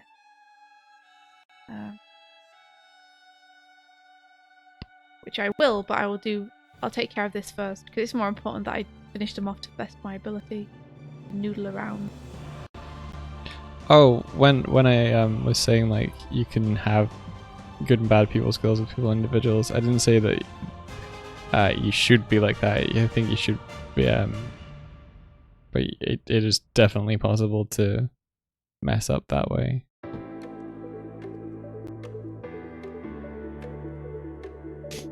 Just to clarify, not that anyone picked me up on that. I just wanted to like clarify that that's not a good thing. Yeah, you want to make sure everyone feels valued for the hard work they're putting into your project. For sure. You know.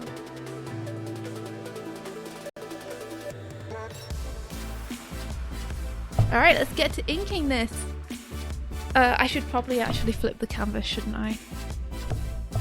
Kudos to me to remembering to do that, because I don't usually remember to do that. Is there training in it? Here is your kudos points. Not as far as I know, there's not training in how to be a director. The best thing that has taught me to be a director is number one, face planting and just having to do it. But number two, working with other people who are good directors. That's basically how I learned anything at all. If I've learned anything, it's from working with people who are good at it.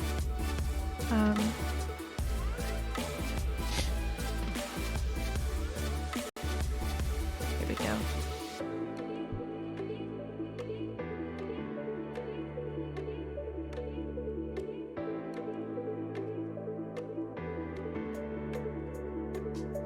That's cool, because it says my supervisor always starts with a positive comment on her feedback and then points out things to improve upon.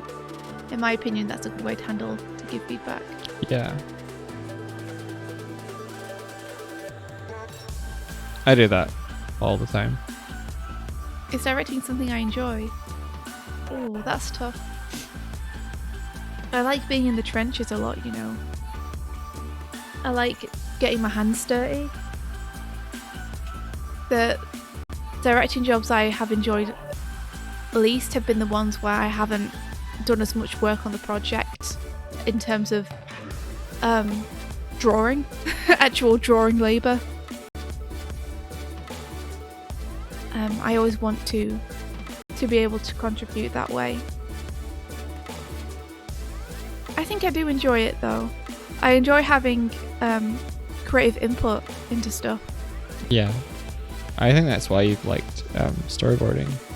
I think a good director though understands that the people that they're working with, like they want the people they're working with to have creative input too.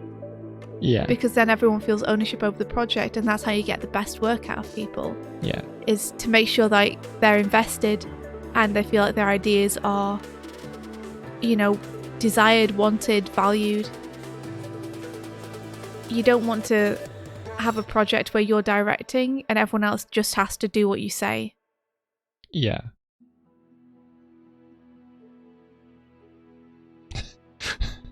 Oh, that's a terrible sandwich there, Ben. That's really cool. I think you need to do it over. Love your work.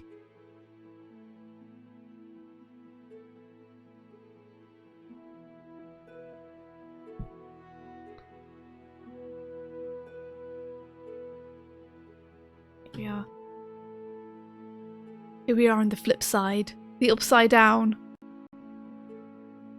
good luck, money hole. Blah blah neeb. Good luck upon your day. Good luck will follow you today. I think it's important to hold firm on a vision, and to be able to communicate the reasons for that vision, so that people can like adopt your vision, but then run with it themselves. Is like the good balance there. That's a good tip. Doodle Curl said, as I'm a lead, I had to have a short course. The basic theme is don't be a dick. So it's a good thing to keep in mind. Oh, yo, cool. Evelyn, thanks for the squats. 1 sec, I'm going to do them. Let's do them together. No, no, no. No, no.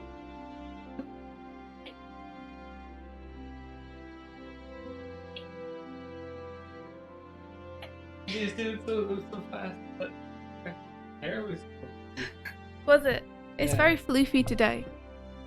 I think it's because I washed it and then I didn't dry it. I just like lay down and went to sleep with it wet. But now it's all. I brushed it this morning and it just like kind of slowly went static and rose up into the sky. Cloud. It's nice.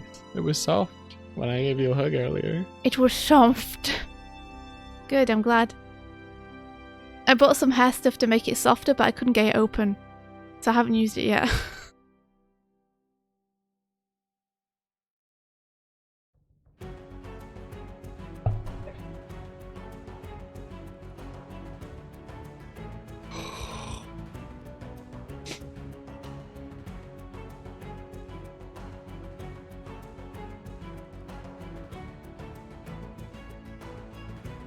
Robin, Ring Fit is killing you with squats. Ring Fit's great for squats.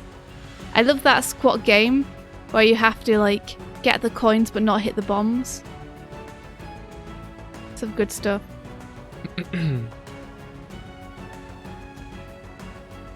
Doodle, you gave me mower. Thank you for the squats. Swift squat times. I remember seeing a talk by Randy Pausch, and he was describing how his football coach was like drilling him and getting him to do like basically like being quite stern or harsh or whatever, and getting him to like run drills and maybe getting him to do a bit more than the others. And he was like, wow, yeah, coach was really like riding me today. And one of his teammates was like, that's a good thing. If they're doing that, it means they care, and if they stop doing that, it means they've stopped like wanting to help you start improve. worrying. Yeah, you need to be worried when your mentor has been like more lax on you, because it means potentially that they've stopped believing in you or believing that you can improve, and that they're worth investing that time in you. That stuck with me, that advice.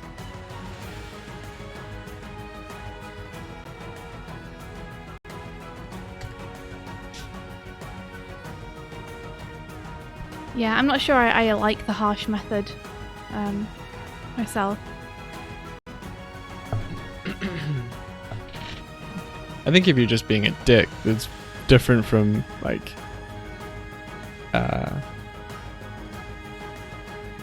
than what that I'm talking about. Yeah.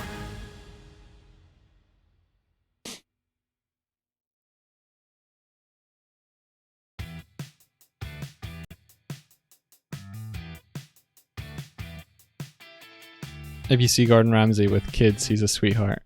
Yeah, he's probably only like that to people who want to be cooks and chefs and stuff.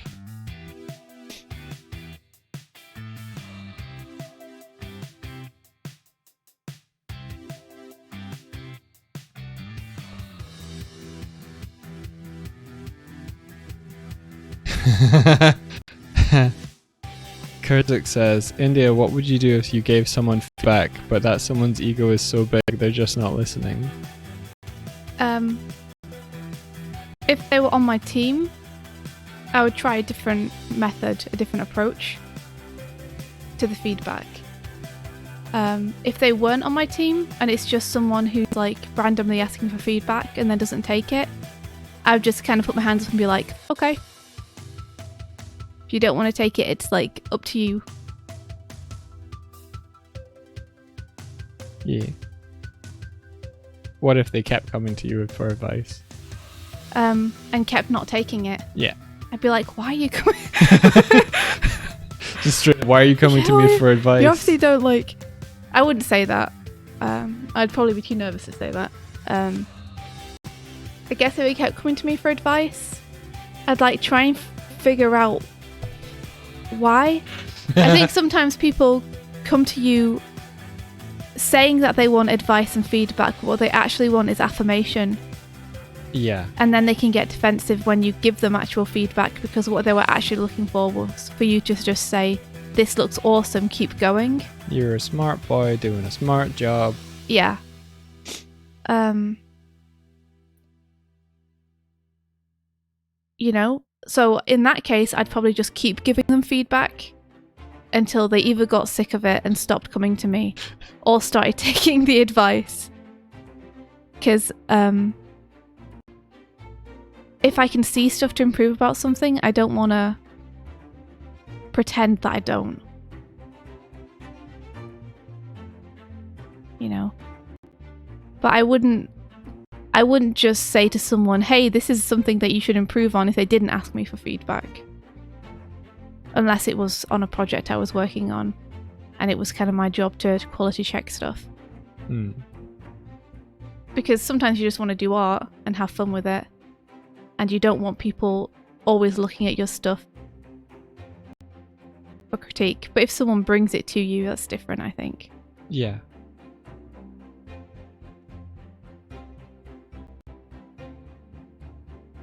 Yeah, Doodle Curls, that's true. Doodle says, I've never had to deal with working with an ego in work. If anything, it's been the opposite, where feedback was taken personally and not just fixes for the job.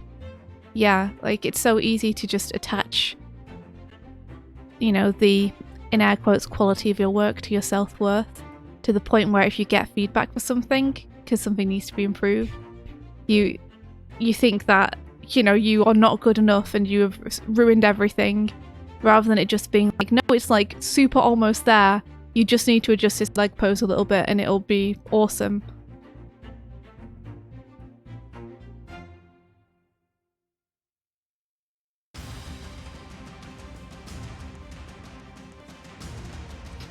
Yeah, I think there's a big difference between confidence and having an ego.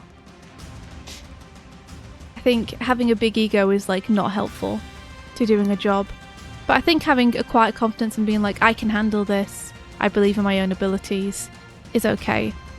That's the kind of ideal balance. Yeah, that's something that my dad always tells me, is that there's nothing wrong with saying that you're proud of something you did or having confidence in your work. You just don't want to be the person who's like all talk or who's difficult to work with because they have a delicate ego. Mm-hmm.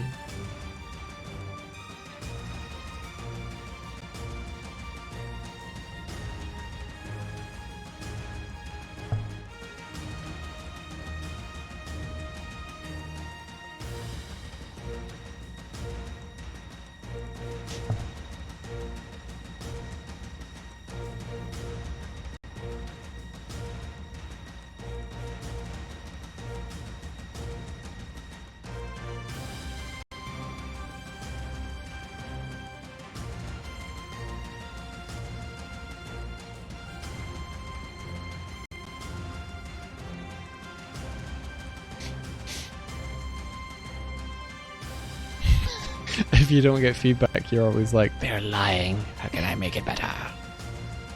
Yeah, that's true. The feeling that when someone's like, this is great, you're like, did I do so bad that they think that there's no point in trying to give me feedback because they'll either just fix it themselves or they don't think I can do the feedback? Or is it maybe that like they don't want to invest the time into it because I'm such a lost cause? Real thoughts that go through my head when I don't get feedback.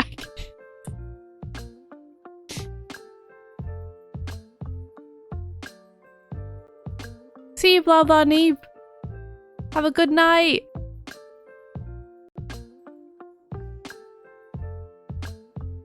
Yeah, exactly. Ola says, remember that they hired you for a reason. You got to fall back on, well, they hired me. So. Yeah.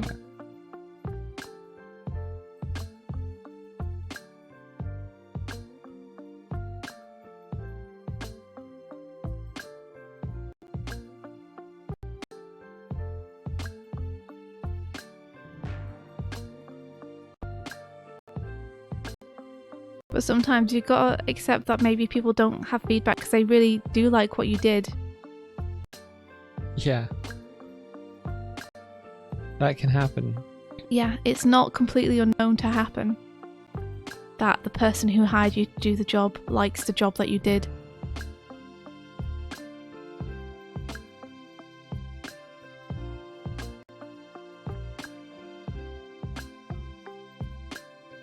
Oh, awesome! Yeah, I would totally like. I'll post a whip in the zine server once I have finished up the stream today, so that people know that I'm actually doing something. I'm not just a ghost in the wind. Sure. I know that sometimes people are scared that I'm a ghost in the wind. Trying to figure out whether I should actually build the eyes into the model or whether I should just stick them on. I mean, follow your heart, Mike. My heart's undecided though. Well then, do the first one that you said. That would be more involved. Well then, do the second one that you said. Okay. There you go. Okay.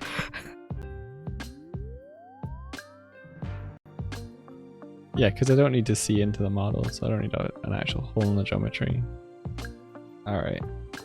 That's true, but I run into that a lot too. Like, where I feel like I should give feedback on something because people are asking for feedback. Honestly, like, I don't actually understand what the problem is myself or would know how to fix it.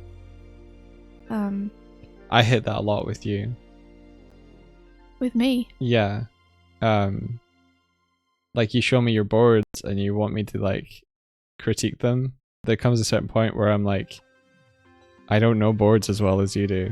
Like, you go, do you think this? And I'm like, no, that looks okay to me. And you're like, oh, but this though. And I'm just like, I don't see it.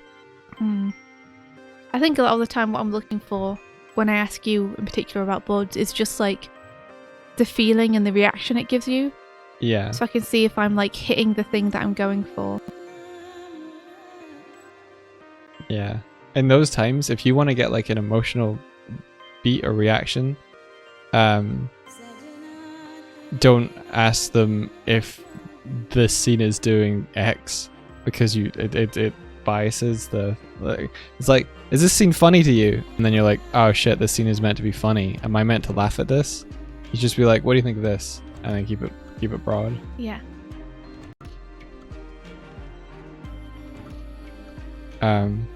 Similarly, if I see a scene a number of times, it's difficult because it's like, is this communicating this to you? And I'm like, I don't know anymore because I already know I'm meant to pick up that information from the scene. Yeah, so welcome to me. So I already know it. Unable to watch their own scene. Yeah. It's like, you may have seen it a couple of times, but I guarantee you haven't seen it as many times as I have. So you're still, like, your input is still valued. Yeah, I get you. Because it's still, like, more of a wide scope of view than I have on it.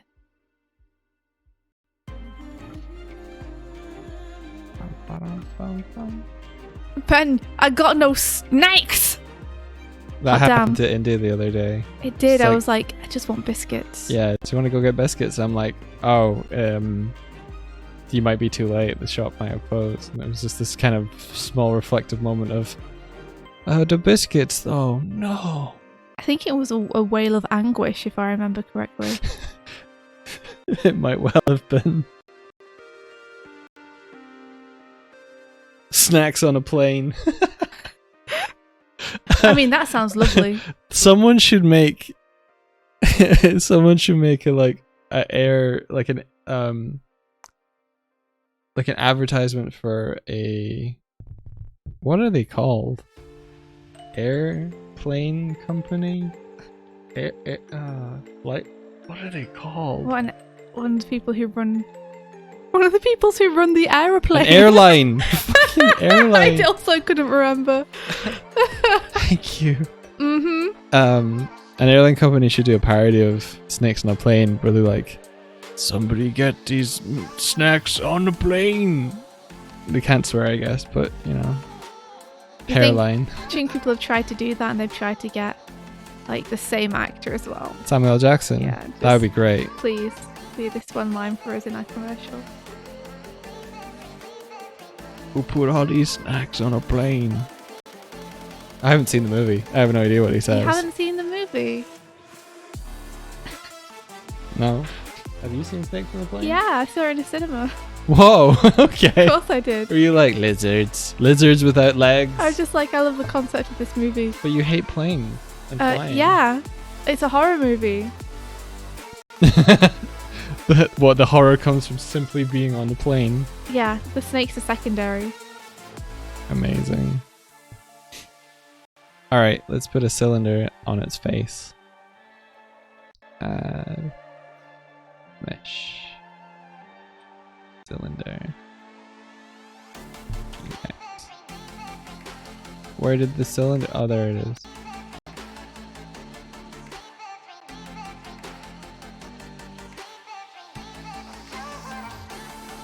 I don't want to sleep.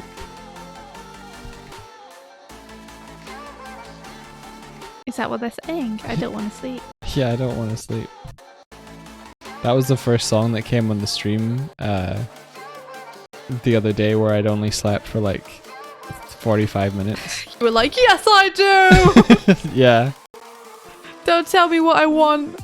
What I really want.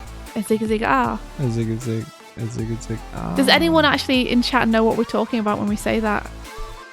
What? Tell me what I want, what I really want. I wanna. I want it. You were supposed to say ha, but that's alright. Huh. I wanna. Huh. I wanna. Huh. I wanna. Huh. I wanna really wanna. Zig a zig. Ah. Heck yeah, everyone knows. Awesome. The Spice Grills. I wonder if there's ever been an advert that was like the Spice Grills, and it's like, we'll tell you what you want. Sage and wait, no, that's not spices. That's herbs. There was a Sonic the Comic issue where they had the Spice Maidens.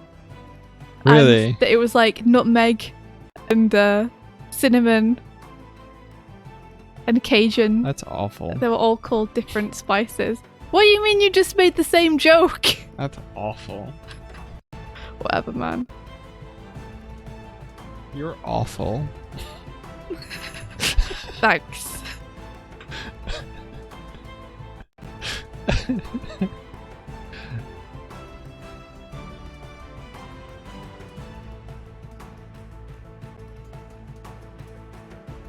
You had a lot of Spice Girls merch, really? Who was your favourite? Everyone's favourite Spice Girl, go! Oh shit, I don't know. Wait, what? There was Victoria, Mel. You mean Posh Spice? Sorry. Sporty Spice. You use their real names. I'm sorry.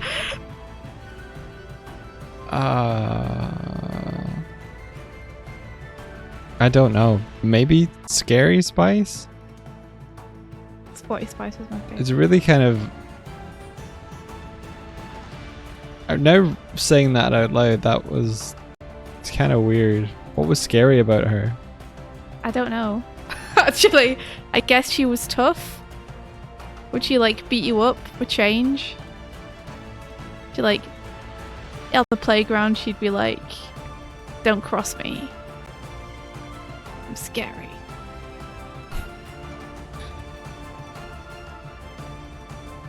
Yeah, Scary did just seem fun, didn't she? Yeah. She just always seemed to be having a good time, so I'm not quite sure what was meant to be scary. I guess I ran out of things. They ran out of adjectives. They were like, Fun Spice doesn't have the same ring to it. Maybe it was the hair. Maybe. If it know. were the hair, that's kind of He's a bit racist. problematic. Yes. Yeah. Like afros are cool. What's wrong with you people? Jeez. I mean, maybe it's just like the pure enthusiasm was frightening. The intensity. Because she always had like the others were like, heh heh, yeah, and then she'd be like, yeah, on all the pictures. Everyone else was like posing like all cool or cute, and she'd just be like fucking screaming. Maybe. White people are scared of black people. I wish I could say that isn't true, but after having seen a lot of stuff on Twitter over the last year, I shouldn't laugh at that. I'm just laughing at people who would tweet things about being afraid. so stupid. White people are also scared of spicy things. That's true. I've been eating more spicy things recently than I ever have before. I'm still a baby though when it comes to how spicy I can have things. But I am enjoying spice more. You are? Yeah, like I've started having spicy hot chocolates and I've started adding spice to some soups that I have. Did you reckon you just weren't used to spice? I think a lot of the spicy things I had were too spicy, and that kind of scared me off. Your dad does like spicy stuff. Yeah. Because it was spicy to the point where I couldn't like eat it without crying. Like, not as in crying because I'm sad, but crying because my eyes are watering and my nose is running, and I'm just like a wet, sopping faced mess while I'm trying to eat. But now that I can kind of control my own spice in my own meals, like I find that I like it a bit more. Now you're like, the spice must flow. Spicy hot chocolate, isn't that just cinnamon? No, as in actually chili powder in hot chocolate. I remember the first one you made, and I was like, that's pretty intense chili powder. I don't think you'll need too much of that. She made the first one, and she like came down, she's like, warm chocolate, took one sip and went, oh! I made it too spicy. Like you actually hooted. I underestimated how spicy the chili powder was by a lot. Did you think like because you were diluting it into the tea or the chocolate, you're like, I'll need to? But it was like a quarter of a teaspoon that I put in. Oh my gosh! You just put in a quarter of a teaspoon. Yeah. In a like 200 milliliters amount of chocolate milk or whatever. Yeah, I thought that wasn't very much. Like, given how much. It was chili powder. It was really chili powder in there. It was too much. It was way too much. And then you were like, "Here, taste this," and I was like, "I don't want to." Like, go on. So I did, and then I was like, "Oh." It was spicy, right? Yeah. I can confirm it was spicy. Okay. So now I put in like, you know, the barest end of the teaspoon gets dipped into the chili, and then a pinch. Yeah.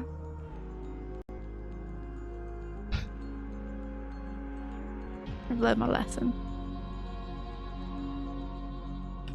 Okay, now I have to figure out how to draw a jukebox. Or can I just take the one I've already got and somehow manipulate it so that it fits? Also, I'm thinking maybe I should have Leo crouching the other way around so that they're both facing into the picture rather than Leo facing out. It's got stars in his eyes. Hey. Eat a jukebox hero. What are you thinking? Jukebox hero. Okay. Sounds great. You're cute. But I was doing a little bit like I was an old man. Just one guitar! Just one guitar. Jukebox hero. Stars in his eyes. Just one guitar! That's that's like my unofficial theme for Riot Strive. Brigade. Yeah. Well, specifically Strive. Just one guitar! Yeah, India.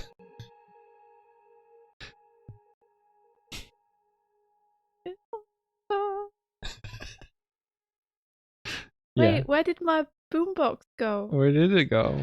Where did my boom go? My boom! Your boom. Oh, what the fuck? Disappeared! Oh, there it is. Found it. Did you find your boom? I did my boom. Va boom. Baba boom. Don't misplace your boombox, India. I won't.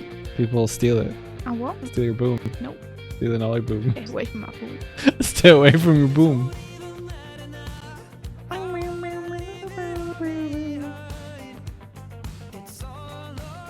No, stop making it stupid. Sorry. Not you, this. It keeps like making weird geometry. I just want to cut across here. Hinkpink says that song's amazing! I always think about Strive when hearing the song. Stars in his eyes, just one guitar! You seem to Yes. be focusing on one aspect of the song. It's my favourite bit. I wish I could play it on stream. Go on. No, we'll get DMCA'd. That song definitely will get DMCA'd. Just one DMCA! Play Jukebox Hero, cause it's a good song. Just one DMCA! It worked. I made it work. You did, yeah. Shush. Can't believe you made that work. I know. If anyone could. So just one Swift. Just one Swift. Put it in the peg bar. Someone else could put it in the peg bar. I'm not gonna do it. I don't have to put it in peg bar. I'm not putting peg bar. That was what you sounded like. Is that exactly what I sound like? Probably shouldn't have blurred it. Is it though? Because now it's close to the camera. It's meant to be blurred. It's to it. Problems, right? More Photoshop elements, more problem.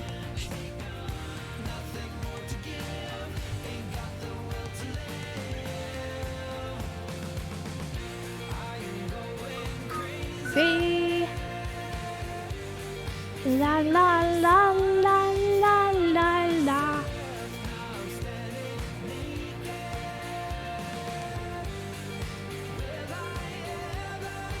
I'm just trying to get a nice pose with this boomer box.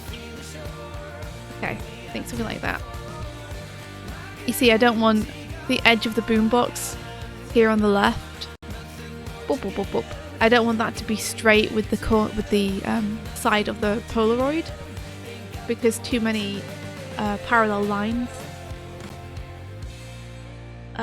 start to feel too static. It makes for a more interesting composition if there's more different angles between them. So that is why I'm trying to create this kind of triangular shape instead, with the edge of the jukebox and the edge of the boombox and the edge of the frame.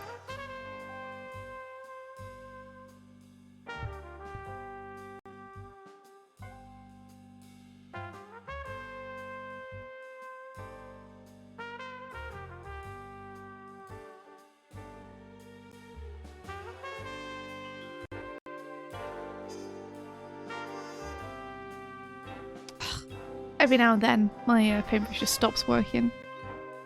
Come on now.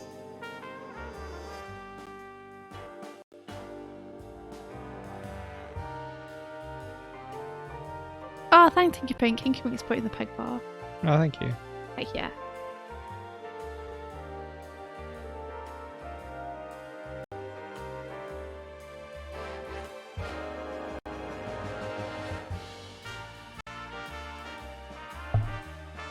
Come on, Photoshop, work.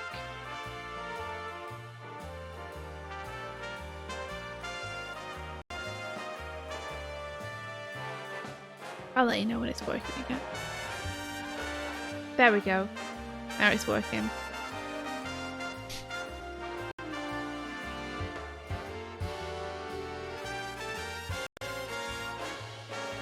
I don't like the feeling of the edge of this bandana. It feels like it should go further down the head. I'm going to change that. It feels like it should be more like that.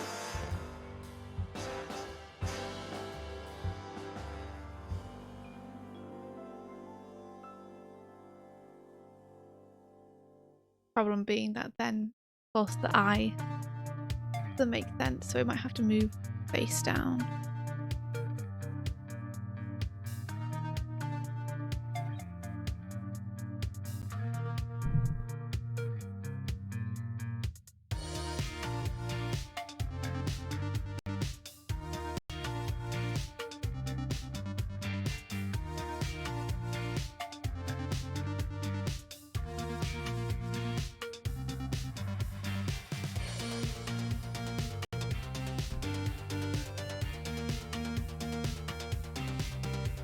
Making stuff is cool.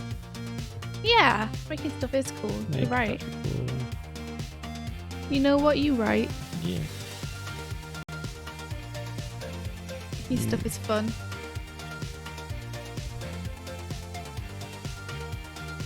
Maybe I can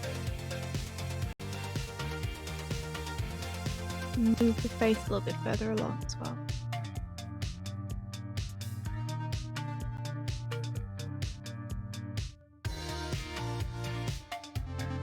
So the head feels a little bit shorter.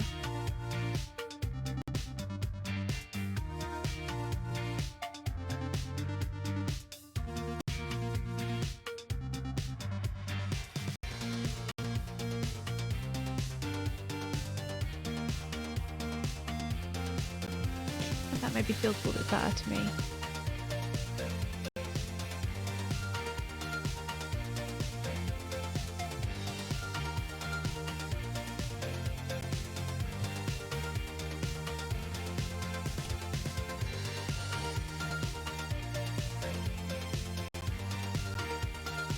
Boop, boop, boop-doo-doo. Look, India. What is It's it? a fishy forge. Again. Super cool, dude. Thank you.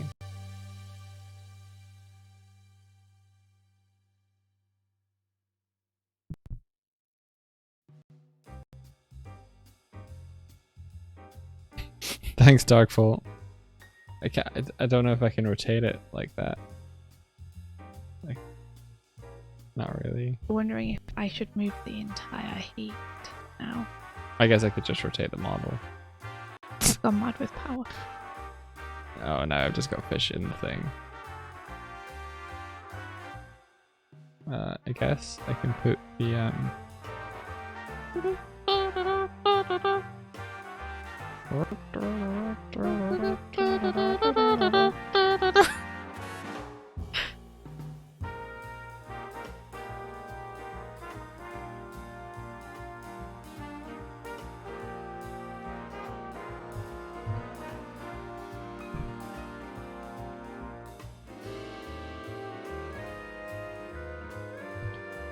Yeah, I'm into it. Feels nicer. Cool, cool, cool, cool, cool, cool, cool, cool, cool.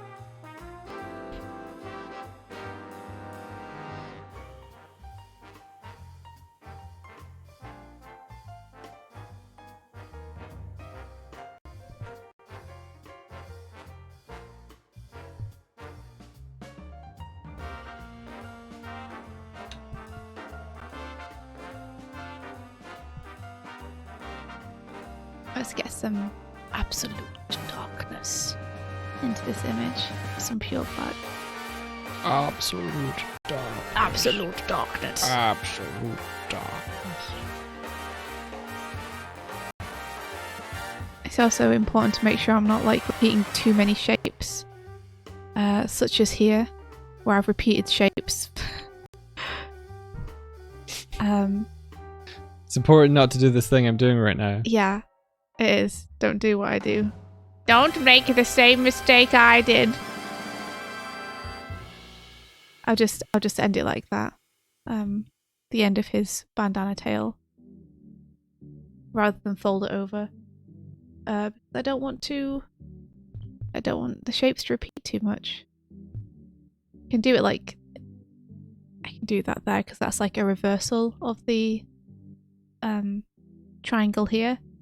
You see, if I'd have had one up here, then these two shapes would have been too similar.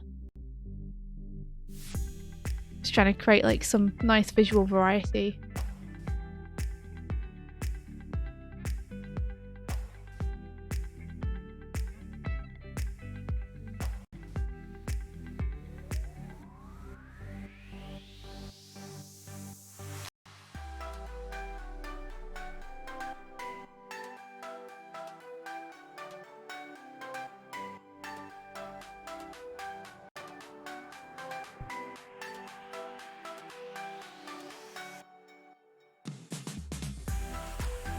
So all the shapes feel different enough, you know?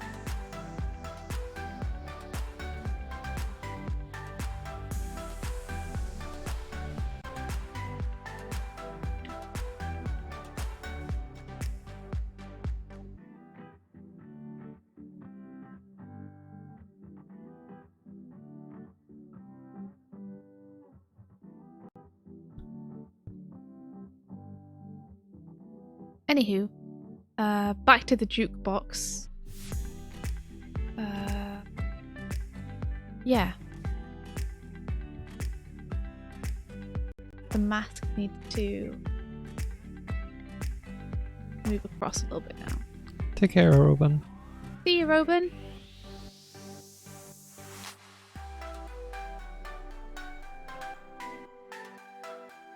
Yeah, this is the good thing about masking is it's non-destructive. Yeah, masking is amazing. Like clipping masks, layer masks, and that sort of thing to allow you to like define shapes without, as you said, destroying what you have beneath. Yeah, if I'd have just erased this, then I wouldn't have been able to transform it like I am now. Everyone wears a mask. The mask we wear! Yeah, but super useful. And you get them in a lot of different 2D softwares. Sometimes they have a different name.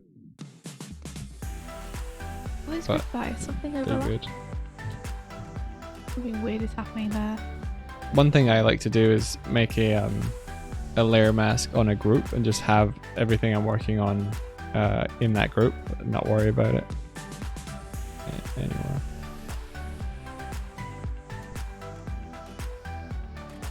Because everything inside of the group has the same shape and layer masks defined.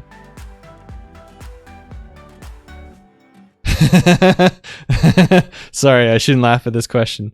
It's my turn to play says, would you say that being an animator is a good career path? It is if you love it, yeah. 100%. Like if you enjoy doing it, then you're gonna have a job doing what you love. So definitely.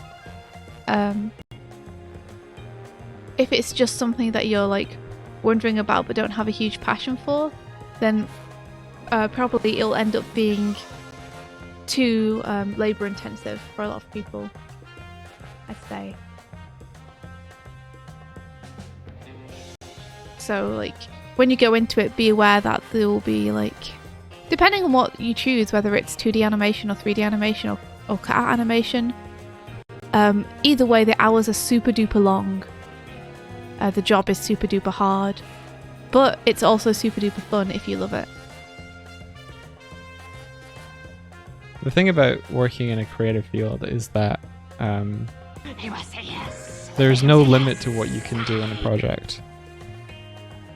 And that takes like getting used to. Like a project will consume all of the time that you spend on it. It's like a sponge. Yeah, there's no point when she goes, this is great, stop. And because of that, it can be tricky to like manage your time, have a healthy life balance, all that stuff. So it's like every kind of creative job has its pitfalls.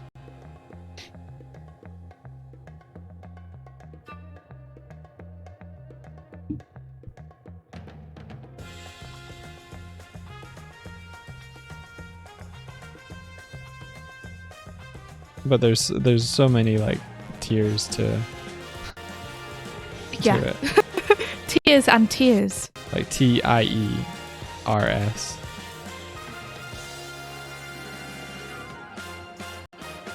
James Baxter has an answer. Really, what does James Baxter say about it? Don't.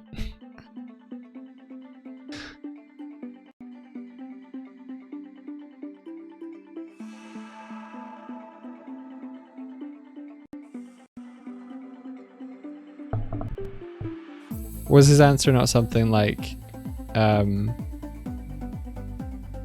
he wouldn't do anything else?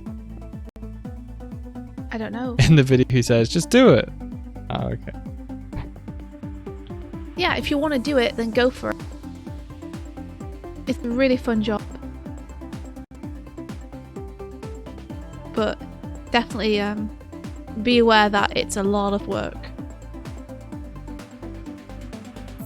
I think my answer before was like, it's as much work as you can give it. And then some. Yeah. I think that's one of the reasons people are never really satisfied with their artwork, is they always feel like they should have spent more time. If they could have just ironed this out or done a better job with that. Mhm. And that's the curse. Yeah.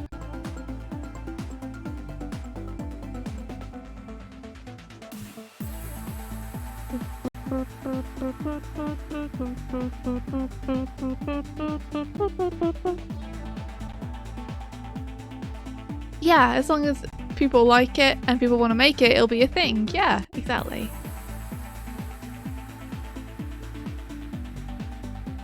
Was that his response to the same question, or was that his response to like, do you think people will keep animating, or?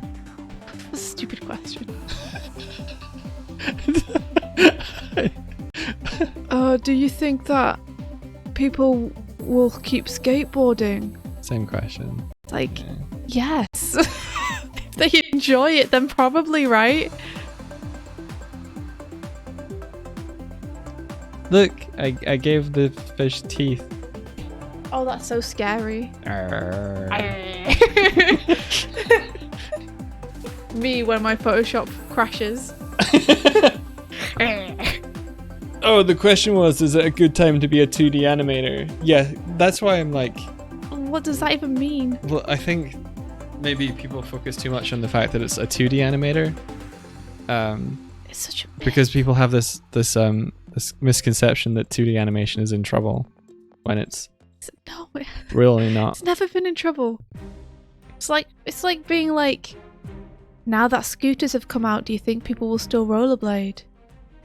It's like, yes. People enjoy doing it and people want to do it, they'll do it. Realizing I'm just paraphrasing James Baxter again. What he said. Like, why would an art form ever die out?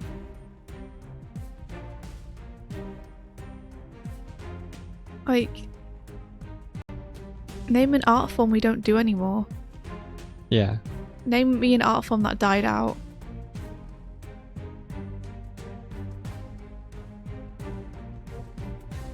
Disney stopped doing 2D movies because they were trying to follow the trend of Pixar and misunderstanding that it was good storytelling that gave Pixar its success.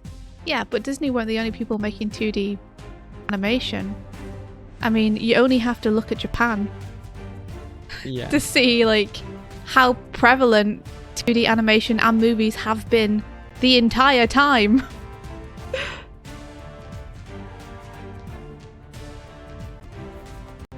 Yeah, at You that know? same time, Ghibli was making the films they were making. Yeah, and there were of course like anime movies coming out all the time too. You know, from other producers, other directors. It's like one of their biggest exports. Sergio Pablo said, people were excited about 3D in the nuts and seeing how close it to reality could be pushed. Years later, they reached it, got bored, and went back to 2D. Yeah, like, I honestly, like, I said it at the time, I'll say it now, like, people are worrying for nothing. It's so weird. I think what you had was a number of like high profile Disney animators having to adapt to making 3D films, and so there was a little bit of a kind of some that did, some that didn't, some that moved on, some that didn't. And you had that kind of like pouring of industry talent at the time. Yeah, the thing is, it doesn't matter whether it's a good time or not. It doesn't matter if it's a good time to be a blacksmith or a plumber or an actor. Like, what matters is, what do you want to do? Yeah. It's not like something will become successful and then you jump onto it and you It's easier to be a success and you get richer faster doing it. Like, that's not the way it works. It's like, it's going to be hard work either way. You either do the thing you want to do or you don't do the thing that you want to do. Don't worry about, like, whether the stars are in position for this tribute or not. Just do the thing. This tribute. The stars not in position. I see. Yeah. Nope, can't do it. Not today. So that's sometimes how I feel people think about 2D animation. They're like, is it the time to be a 2D artist now? And it's like, if you want to do it, just do it. Like, what are you waiting for? Are you waiting for Jupiter to align with Mars or something? Are you waiting for the age of Aquarius? Like, are you waiting to see 2D animators driving around in limos? What's that from? The Age of Aquarius? It's a song. It's just a song. Oh, okay. Are you waiting for 2D animators to be driving around in limos with martinis and girls hanging off them? You know? Because that's never going to happen. So...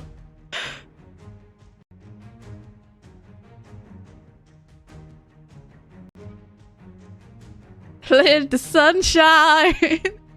Yes. Yeah, being a blacksmith in this day and age. Do you know what will create a demand for 2D animation? People making 2D animation. It's true, yeah. Weirdly enough, supply creates demand. Especially if the product is good. You know? Which it do be. You see one good movie that does well and suddenly everyone wants to do the same thing. Not because they believe in the art form, but because they think it makes a lot of money. People are always chasing trends rather than worrying about saying them. People just focus more on doing what they do and making good stories and good films, rather than chasing the window dressings of what they think one is. Yeah. Then we'd have more good films, I guess is what I'm saying. And we'd probably have pushed all the art forms a bit further, because we wouldn't be chasing yesterday. I joined the games industry around the boom of mobile gaming and people chasing the Farmville stuff, and I hated it so much. But Michael, What? The industry for that is booming. Yeah, I don't care.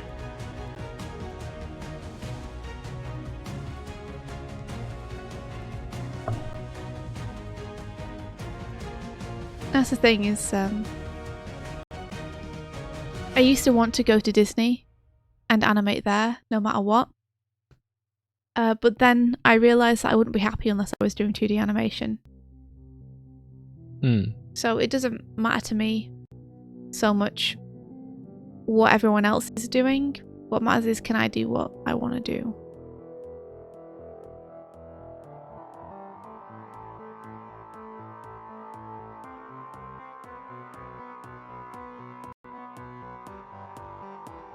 Yeah, I mean, all this is just to say, I think, short answer, yeah, totally. It's as good a time as any. So, go for it if you want to do it. If it takes you like 4 to 5 years to follow advice, then yeah, like as you said, Hinka like their father was. Wait, my father told me once back then the industry people said, "Oh no, we don't need electrical technicians. You should learn something else." And he did learn that nonetheless. And as soon as he was done with school, suddenly electrical technicians were needed the most. Yeah. Like, we don't need those at the moment. So spend 4 to 5 years, 7 years learning something else, and you do that, and you're like, yeah, we don't need that anymore. you're 6 years late. The world has moved on. No, yeah, that's why just like find something you enjoy. Yeah. To be good at it. That's it. If you make good stuff, people are going to want it, whether it's in fashion or not. Essentially. And now with Patreon, you could do whatever you want and find your audience. Yeah. And YouTube's too, you know? Yeah. Life isn't as good for a blacksmith as it was in the Middle Ages. No, but you do have some really phenomenal artistic artisan blacksmiths who make incredible sculptures from metal. Exactly. And then they put it on YouTube and they're like, look, I made Cloud's sword. And you're like, oh.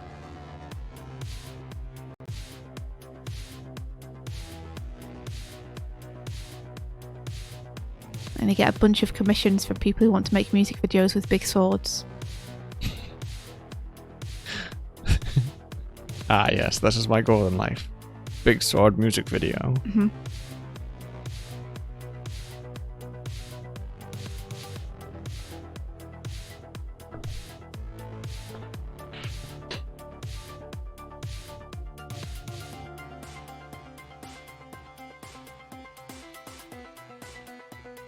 I will make this circle a circle.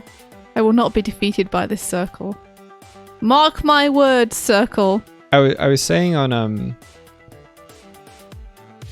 Twitter that a big issue with remakes is the loss or disconnection from why that film was made in the first place. Yes. And I think that's really important for everything, is why you're doing it. Because if the reason you're doing it isn't solid, it's very difficult for that not to affect how you do it.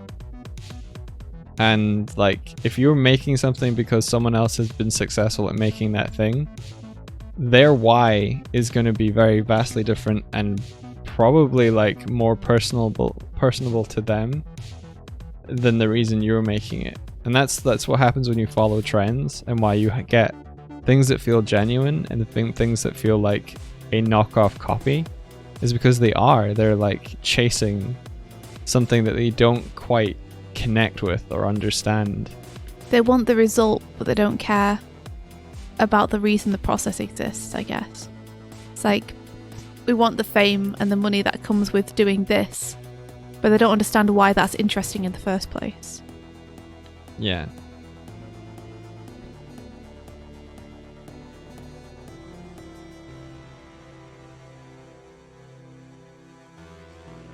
I think it's really important to figure out why you're doing what you're doing, and like latch onto that. Because even if you're successful, you don't want to be stuck doing something that you don't actually care that much about.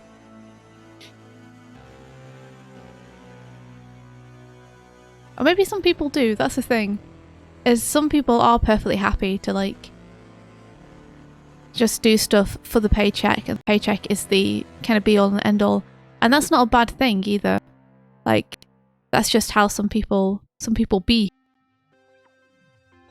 They want to do their thing, they want to get paid, and then they want to go home and relax. And there ain't nothing wrong with that. No.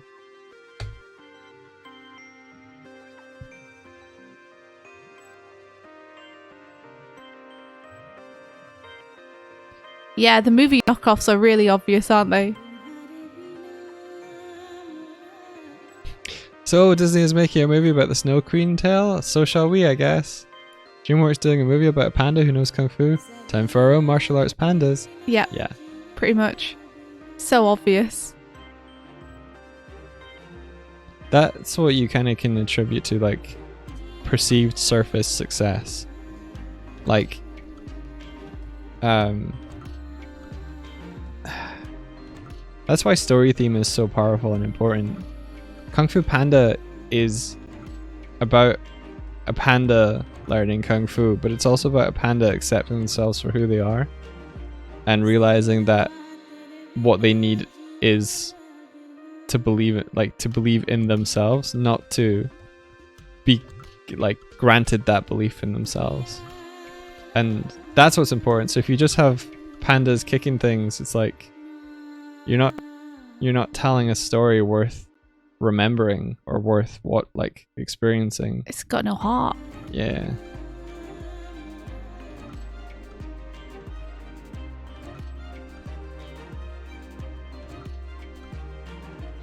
There's this one Frozen ripoff that now has like 4 movies total. Really? Oh man. Bet you it's making money in whatever capacity. Yeah, it will still be making money. If it didn't make any money at all, like that shit would just stop. That'll be like the people looking for, oh, I like Frozen, so what else is like Frozen? But yeah. Hey Erin X, good morning. How you doing? Official X Frog says, being an animator is pretty hipster, it seems. Yeah, as animators, doing everything before it was cool.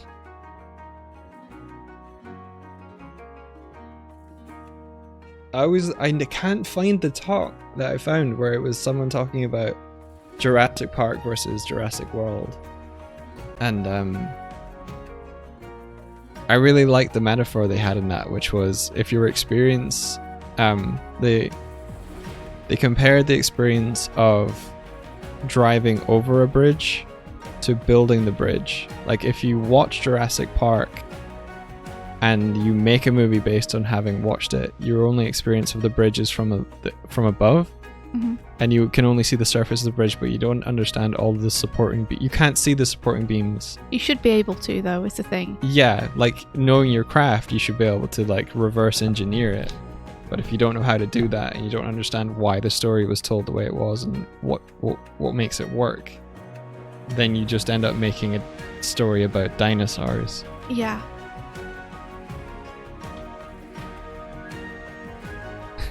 Jurassic World does indeed not hold a candle to the IP that it's trying to benefit from.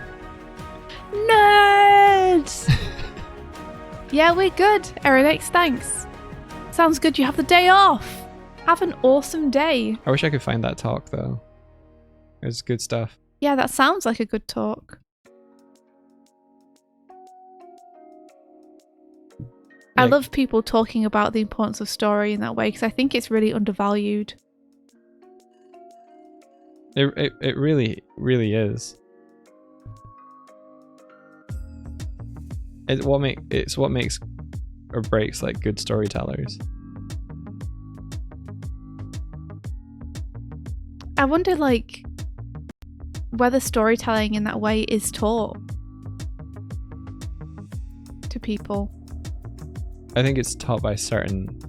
I mean, there's a reason Brian McDonald has been invited to all of the major studios to talk about story. He better still be being invited there for all the new people. Yeah.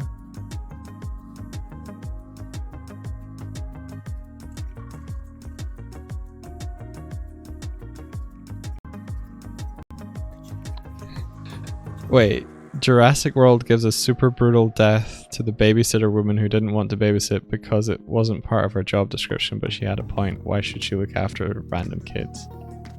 What? I thought she was their aunt. I don't know, man. I think it says a lot that I don't remember that at all. My biggest gripe with Jurassic World is their story tried to tell me that audiences are bored by dinosaurs. I was like, wait, that's the lie you want me to get on board with? Well, I just paid like 10 euros to sit in a room with a bunch of other people who paid 10 euros to watch dinosaurs. Yeah. I think one of the things is that the spectacle isn't the same anymore, though. Yeah. Because the original could kind of base a little bit of itself on that spectacle. Because people really had never seen dinosaurs move like that before. So when they're in the car and they stand up and they do like that take where they take off the glasses and they look up, you're seeing the dinosaurs the way that the characters are seeing it for the first time, and you're feeling awed like that. And it's like, nowadays, people, and especially kids who go to the cinema, are used to seeing that kind of stuff on TV every day. There's no longer that kind of wow factor in terms of the VFX. So do you think the Jurassic World was a commentary on that? It might have been, but I agree with you. Like, the reason people are buying tickets is because they want to see the dinosaurs. Like, we still love them. We might not be awed by them anymore, but we like it enough to buy tickets. Yeah. So, it's an interesting conundrum. I think the point is, though, that the original had more to it than just wow dinosaurs. And it feels like all the new ones have to them is wow dinosaurs. There are like there are like trying to go for, you know, the woman trying to like be a mother and stuff, but it doesn't carry through all that well. Like, why does one character in the movie have to be a velociraptor trainer, and what does have to do with the larger scale of things? Like, what is his character arc? I don't know if he had one. I mean, you could link it into the whole being a father thing. But I don't think they were doing that. I think they just thought it was cool.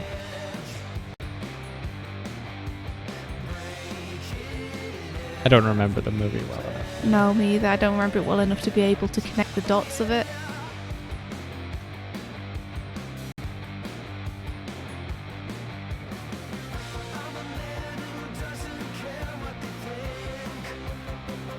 Oh, thanks, Eric. It's nice to be able to like chat about this stuff with you guys. You know who is in Jurassic World? I didn't realize, but only realized later. Jake Johnson. Well, Yay. the singer-songwriter. No, the actor from New Girl / Into the Spider-Verse / whatever else he's in. Who was he in Into the Spider-Verse? Peter Parker. Oh, cool. Sorry, Peter B. Parker. The main. The Yeah. Spider-Man who takes Miles under his wing. Yes.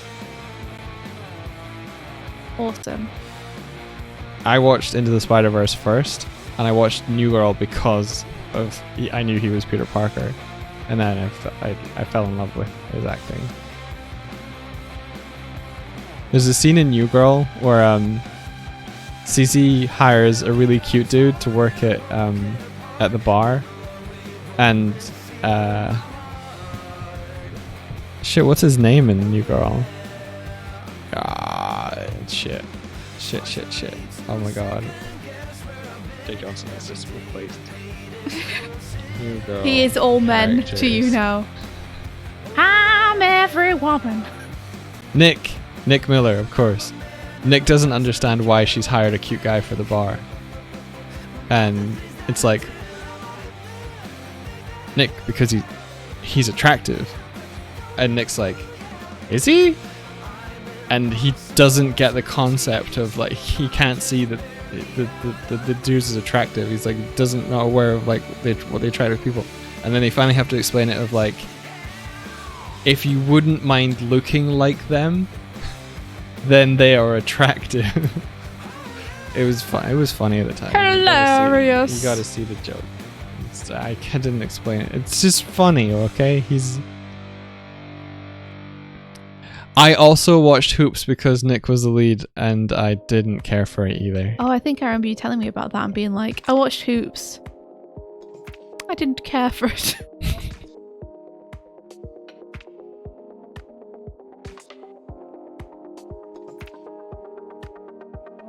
I mean, his performance in it was good, but like it didn't have many beats to it. Didn't have the kind of smart nuance. Like, our flatmate is currently watching Malcolm in the Middle, and Malcolm in the Middle holds up, you guys. It's phenomenal. It's such a good show. but there's so many interweaving working parts to what makes Malcolm in the Middle great.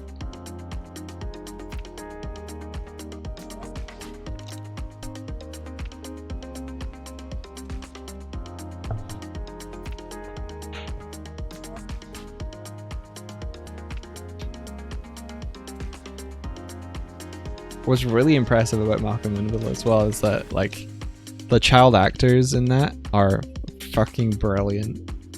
But they were Malcolm and his bros are so good. Yeah, they were kids though, and they were like. Everyone in that show is sharp. great though. The kids are great. The parents are great. The like older brother is great. Yeah. They're all so well cast.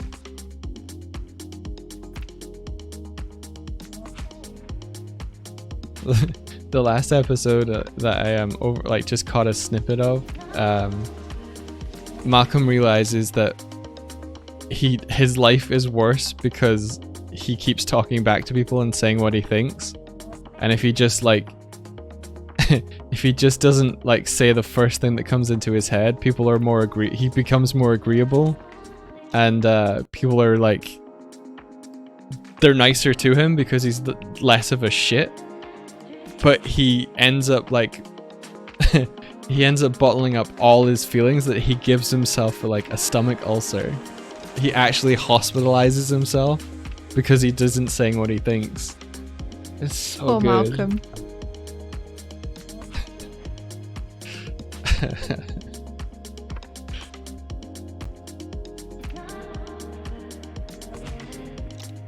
Wait, really?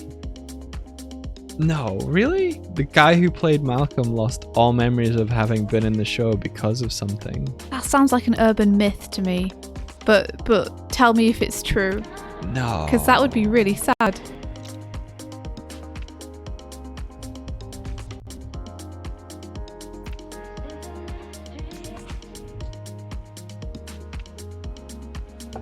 Frankie Muniz.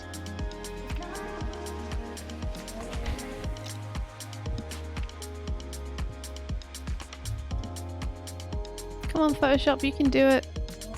I believe in you.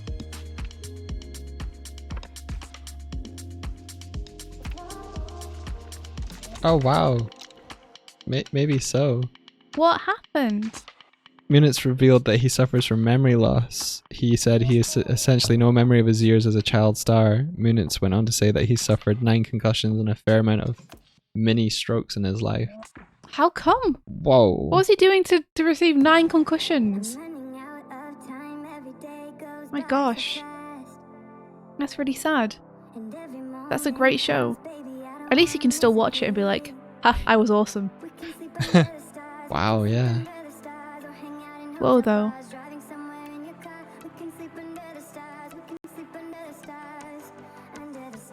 That must be really strange to like have a life built on like your past experiences, but to not remember them.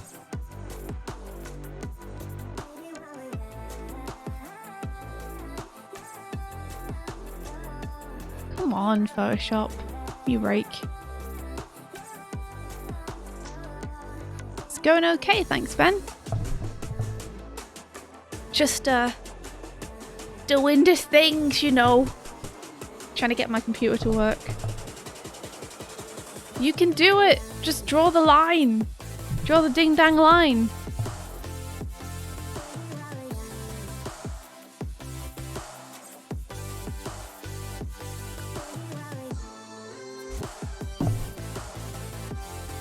Yeah, I don't know much about it. The one thing I do know about memory loss is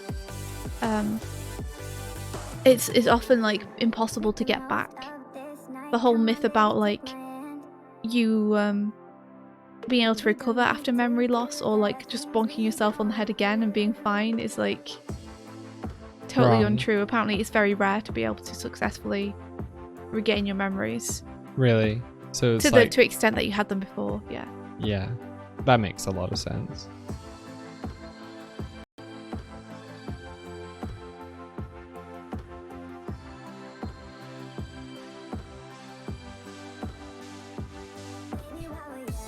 Oh, pal bro. I will, when I get my payment in, I'll if I need like extra funds, I'll consider doing a fundraiser.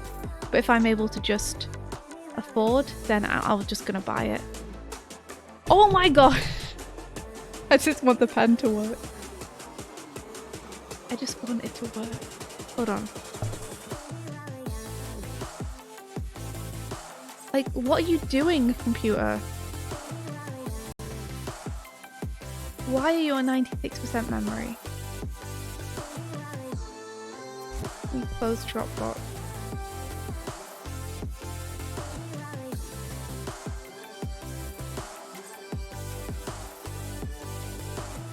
Could I get a computer written off on tax? Yeah, I bet I could, 100%. Because that's like, I use it every single day.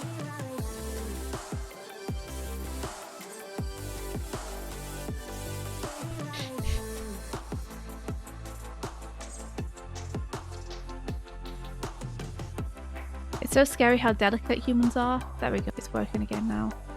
Yeah. You know? I don't think about it a lot because it's too scary to be like, I could just fall over randomly at some point. And like just you could though, like yeah. Your head is so delicate, you know? Everything about humans is so delicate. You know, it could just be tripping over a curb, it could be fucking anything. There's no point thinking about it because it's like there are so many things that could destroy us. But yeah, it's scary to think about how delicate we are. I wish we had more armor naturally. That'd be cool.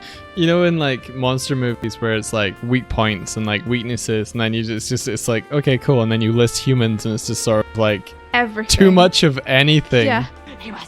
Or too little of anything. Too much of anything.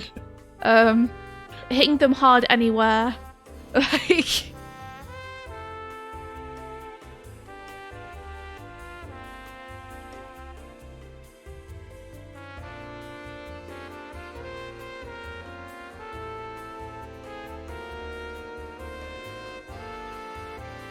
I'm really thankful that I didn't have anything super traumatic in my childhood growing up. Aside from being bullied, that's it. Yeah. I'm sorry that happened to you though. I'd prefer that over a bunch of other stuff that could have happened. Yeah, true. And I like to think that, if nothing else, at least being bullied makes you a more caring person. No, it just makes me hate people. Okay. Alright then.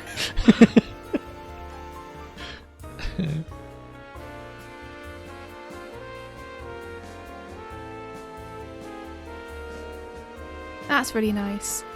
People are saying that the one thing you can control is the kindness you bring to the world yourself. Yeah. Try and make it a better place. Leave it better than you found it.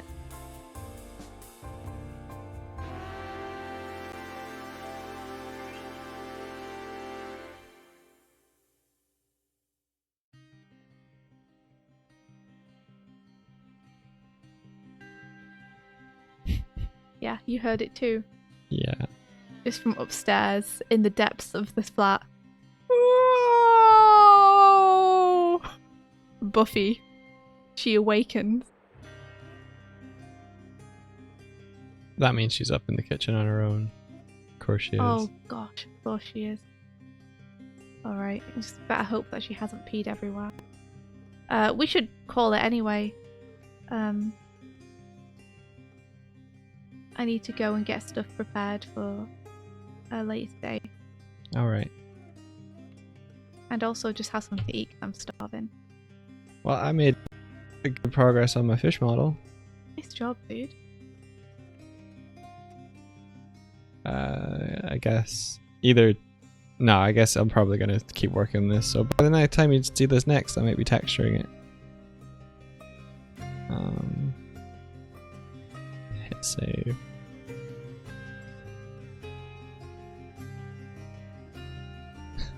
Wait, what? Same as like people saying unicorns exist. Like, what do you mean you had nothing even slightly traumatic happen to you when you were young that shaped you into who you are now?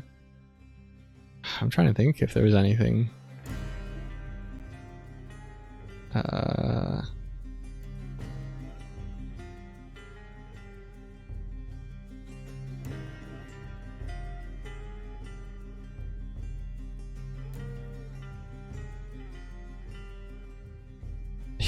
You told us you knocked on a door while bleeding from the head once. Yeah, but that was when I tripped and fell and hit my head off a stone bench and had to like walk home. I think I traumatized the other kids I was with more than traumatizing myself. Traumatize your parents by appearing at the door with blood all over you. Oh, my mum just laughed at me. I'm not kidding. Well, I mean, hopefully it wasn't that serious then. She could tell. No, no, that wasn't the time that she laughed at me. I think she was like, "Oh shit, what happened?" But yeah, no, I think I've just traumatized others.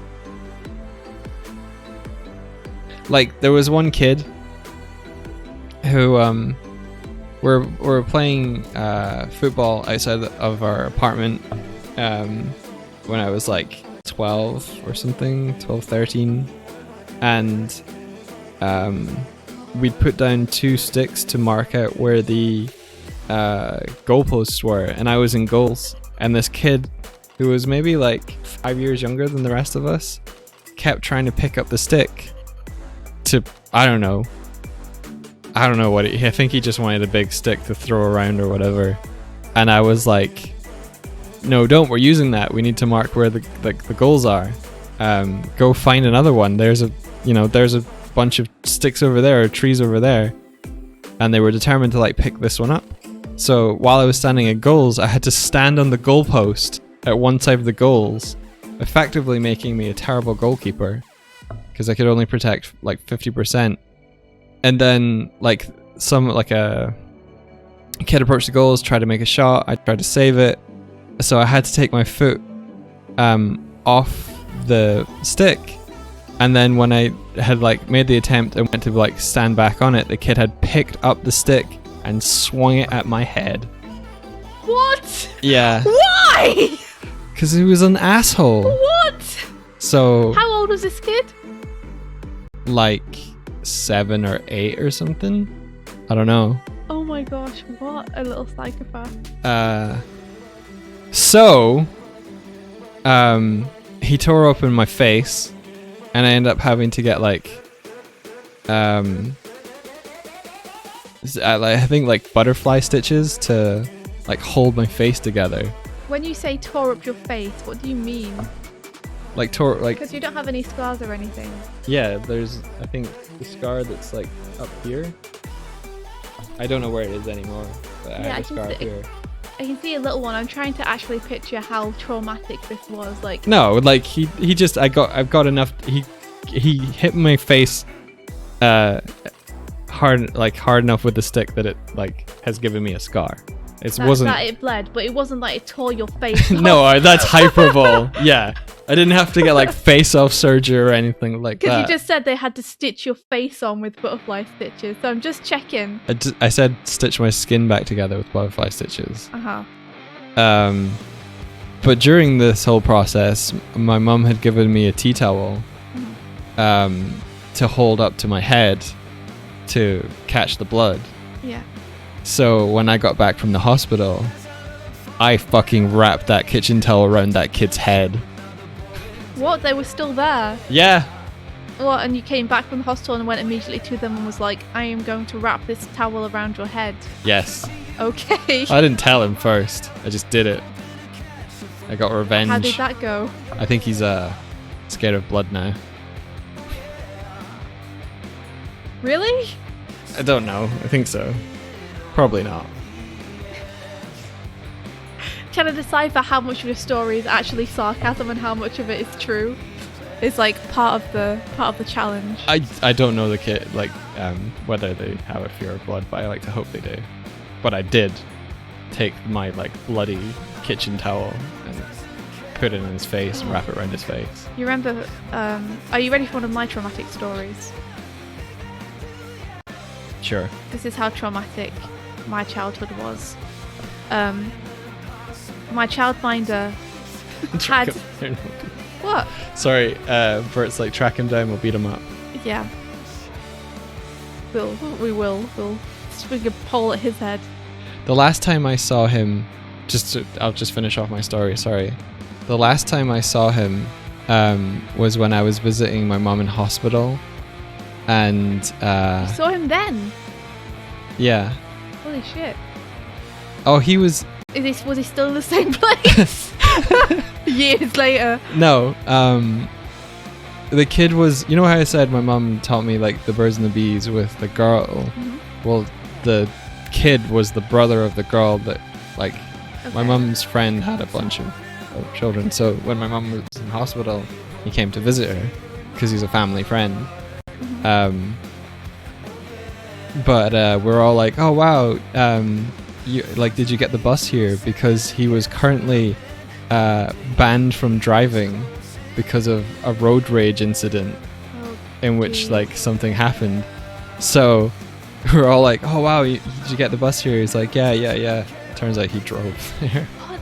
No. Yeah. So if that's any, I probably shouldn't say this on stream. That's true though. I mean, you haven't told us who he is, so I think you're okay to. Yeah. Sounds like dude has problems. Yeah. Anyway, your story. My story, my amazing traumatic childhood story, is that there was my childminder had this kind of gate between the kitchen and the living room to stop the very small kids from being able to just wander into the kitchen. Yeah. And it was great to swing on. I used to like grabbing both ends of it with the gate open and swinging my legs back and forth over it.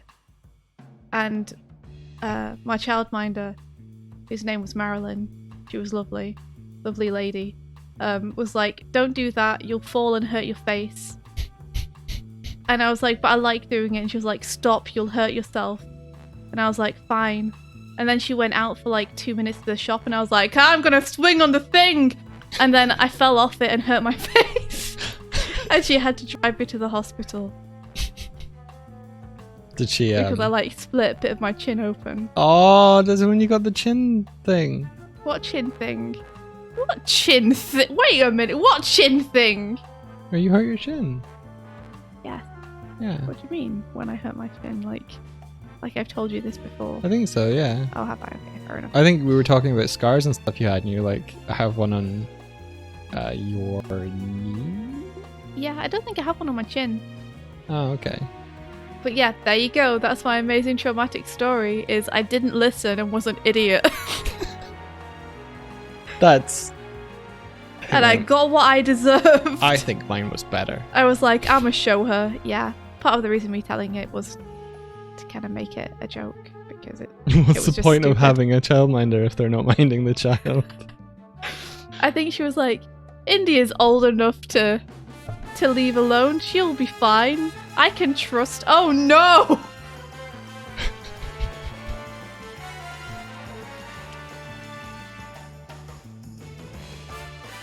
Wait, maybe that was something to cancel me for. What, Michael Duggan to, has passed. to wrap your towel around that boy's face. Yeah. I don't think that's a cancelable offence, to be honest. I think we laugh about it now. You think? I don't know. But that's the sort of twisted mind I have. I'm like, he's too small to beat down, so I'll have to hurt him emotionally. You're so twisted, Mike. Yeah.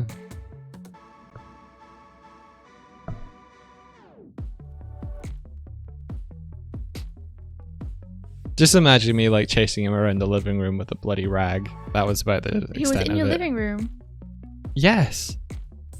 I can't describe more about the fact that he's the son of my mum's Yeah, no, friend I'm sorry. It's just like you said that you guys were in a field playing football and you'd outside used the a stick. apartment. Okay.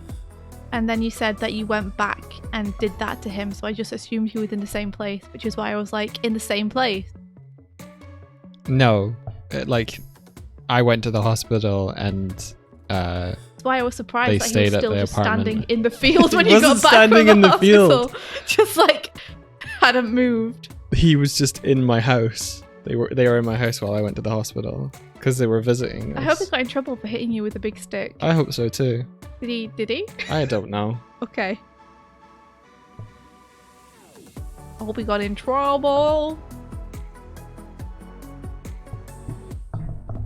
Alright. I'm going to find a raidable target. Also, Your Majesty, Cloud, I'm really sorry to hear that you're living with someone who's like has some problem with you having ADHD for some reason. That sucks. A lot of amazing artists I know have ADHD. It's like shouldn't be something that people judge you like that for. So I hope you can get to somewhere where people are cooler about it. I think the person who used to be called I Draw Homer has changed their name to Deep Sea Homer because they play Ooh. Sea of Thieves all the time. I like it. Deep Sea Homer. Man. Okay. Who are our potentials? We have... Well, we raided Raging Monkey yesterday.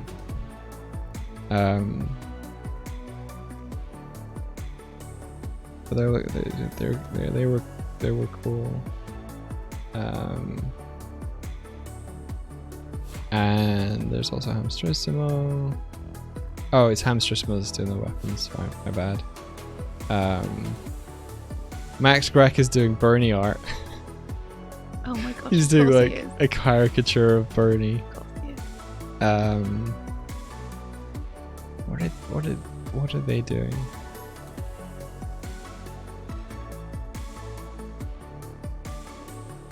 Don't give me an ad. Don't do it. Don't do it. Don't do it.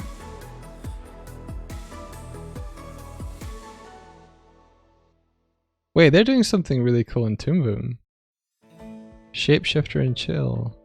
Oh, I'm a not safe for work animator. I like to stream safe for work stuff too. It looks safe for work, whatever they're doing. Well, if anyone here is underage or doesn't want to see not safe for work stuff, they can just bow out of the raid. Yeah. They look like they're working on a fairly complex character model, but I can't tell if they're just sketching in Toon Boom or whether they're animating. But look at this, India. You know this one? Because I don't recognize the Twitch name. Derbix on Twitch. I don't think I do know them. Okay. I'd be interested to know them. They are a cool animator. Yeah, look at the character model. I mean, I can't see it apart from a torso. Even the torso is pretty good. Yeah.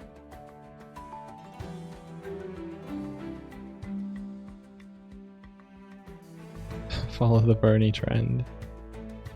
Maybe it's Bernie that they're animating. I don't think that's Bernie. They've got a It sword. just has a Bernie head on it. Hey, go for it. I just realized that would have come up on stream as well. Giving people a taste. You wanna? What do people think? Go for it, Mike. Alright.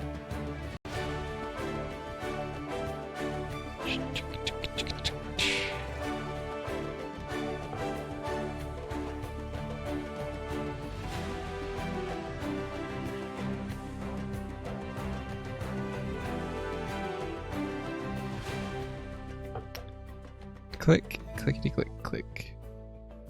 What? They're not an option. What happened? What happened?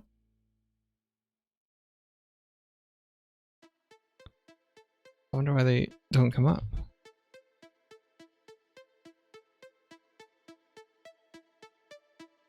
There we go. You're very welcome. Thank you for coming by, Your Majesty, Cloud.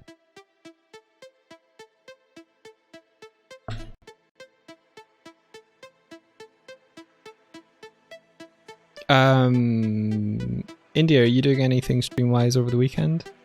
Oh yeah, I think me and Devin are going to be streaming Hades again on Sunday. Cool. It's been a couple of weeks. I just couldn't do it because I was too busy with work, and then I was too busy being asleep and unconscious after the work wrapped. But I think we're getting back to it this weekend, Awesome. so that should be fun. Hades. Cool. So if people want to catch that, it'll be probably Sunday night our time. Yeah, so like around 8 PM usually you start? Mhm. Cool. Which might be a more doable time for people who are in America. Lorca. Okay, gonna throw up the outro. That's us for today. Thank you so much for coming by. Yeah, thanks, guys. May the rest Of your be day filled with adventure. adventure. Take care, everyone. Bye bye.